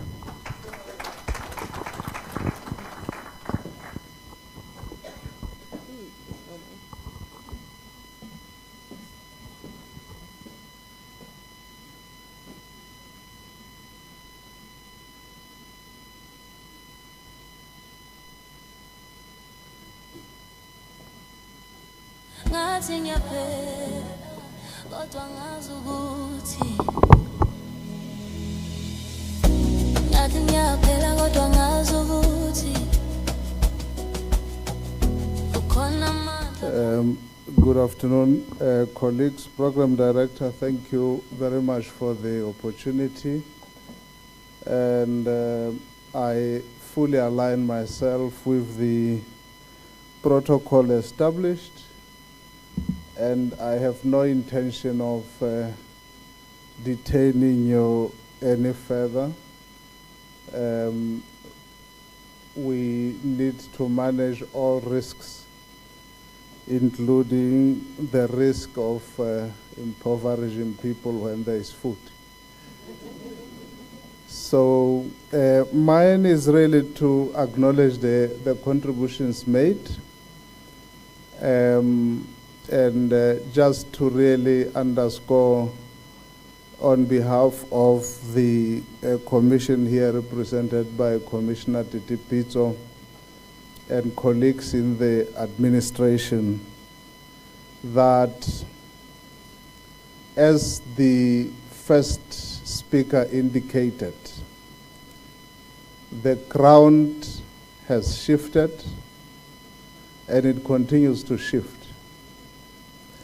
And I think this is very important in a sense that we need to internalize this and understand what it means for each one of us, what it means to our localities, what it means to our province, and what it means to the country.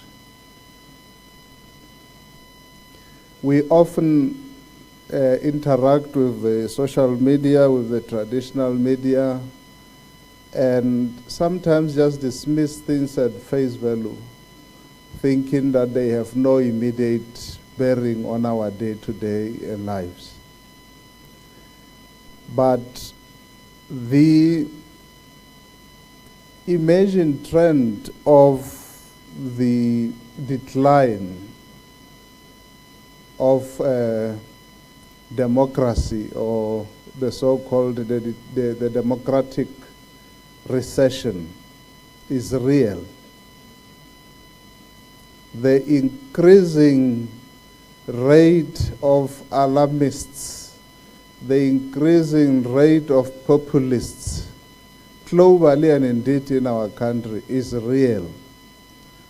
So the Electoral Commission and all of us here are more than ever before confronted with a real task of having to ensure that democratic governance is sustained in South Africa, of making sure that the procedural aspects of elections are fulfilled to the letter. At least that's our constitutional mandate.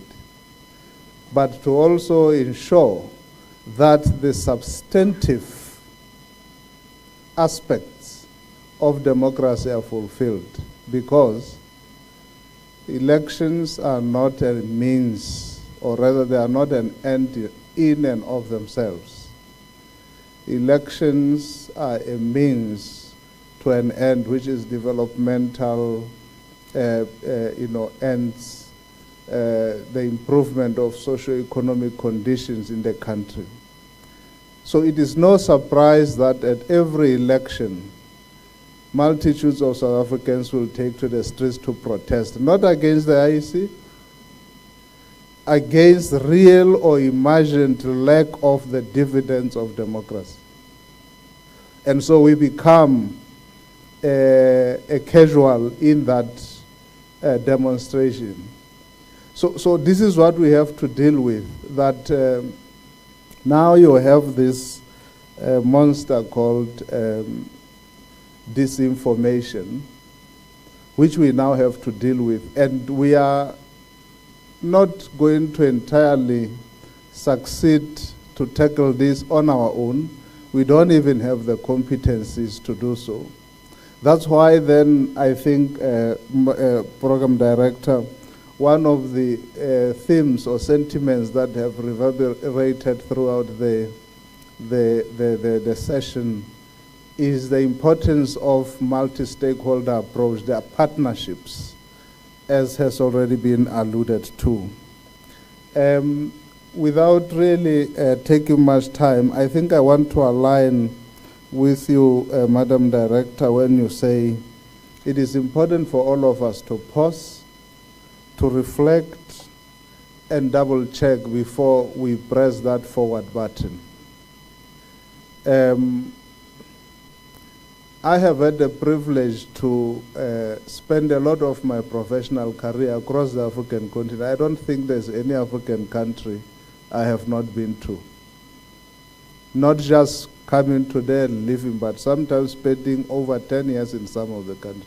In fact, I've sort of followed the countries that have been the most troubled. I always say to people, if you have on your CV the fact that you have worked in Somalia, you've worked in DRC, you have worked in Sudan, then you can work anywhere. And sometimes I say to colleagues that, maybe one of the things that we need to do, both for young people but also for our leaders. I see we have some of our leaders here in the room from the different political formations, is that when we really get to a point where we feel like giving up and start throwing stones at each other, we need to be put on an aeroplane and visit some of these sister countries for 2 months, 3 months, and then come back and have a conversation. We'll then realize how fortunate we are. And it is sometimes shocking to realize that young people and the old people and political leaders seem to be learning nothing from what is happening, the unfortunate things, the unfortunate developments on the continent, which we have not yet experienced. They are not learning anything. And they are basically almost risking repeating the same mistakes. We are a young democracy. So we have the benefit of learning what is it that we need to do and what is it we can avoid. And if we don't learn, we're likely to repeat. So the idea that you build so strong democratic institutions and you're almost unadvisedly busy trying to destroy them, I think is the worst tragedy of our time. Chair, having said that, once again, we thank you, Commissioner Pitso, for leading us today. We thank you, Ndadesha Balala, for an excellent session, quite profound. We thank all our speakers, the IEC provincial staff, all our stakeholders that have been acknowledged earlier, and finally our political leaders who are our bosses, who are in the room, those who are represented and those who are not represented. We thank you very much, and I don't know, Madam, if you'll deal with the lunch logistics, but I think I've done what I was asked to do. I thank you very much.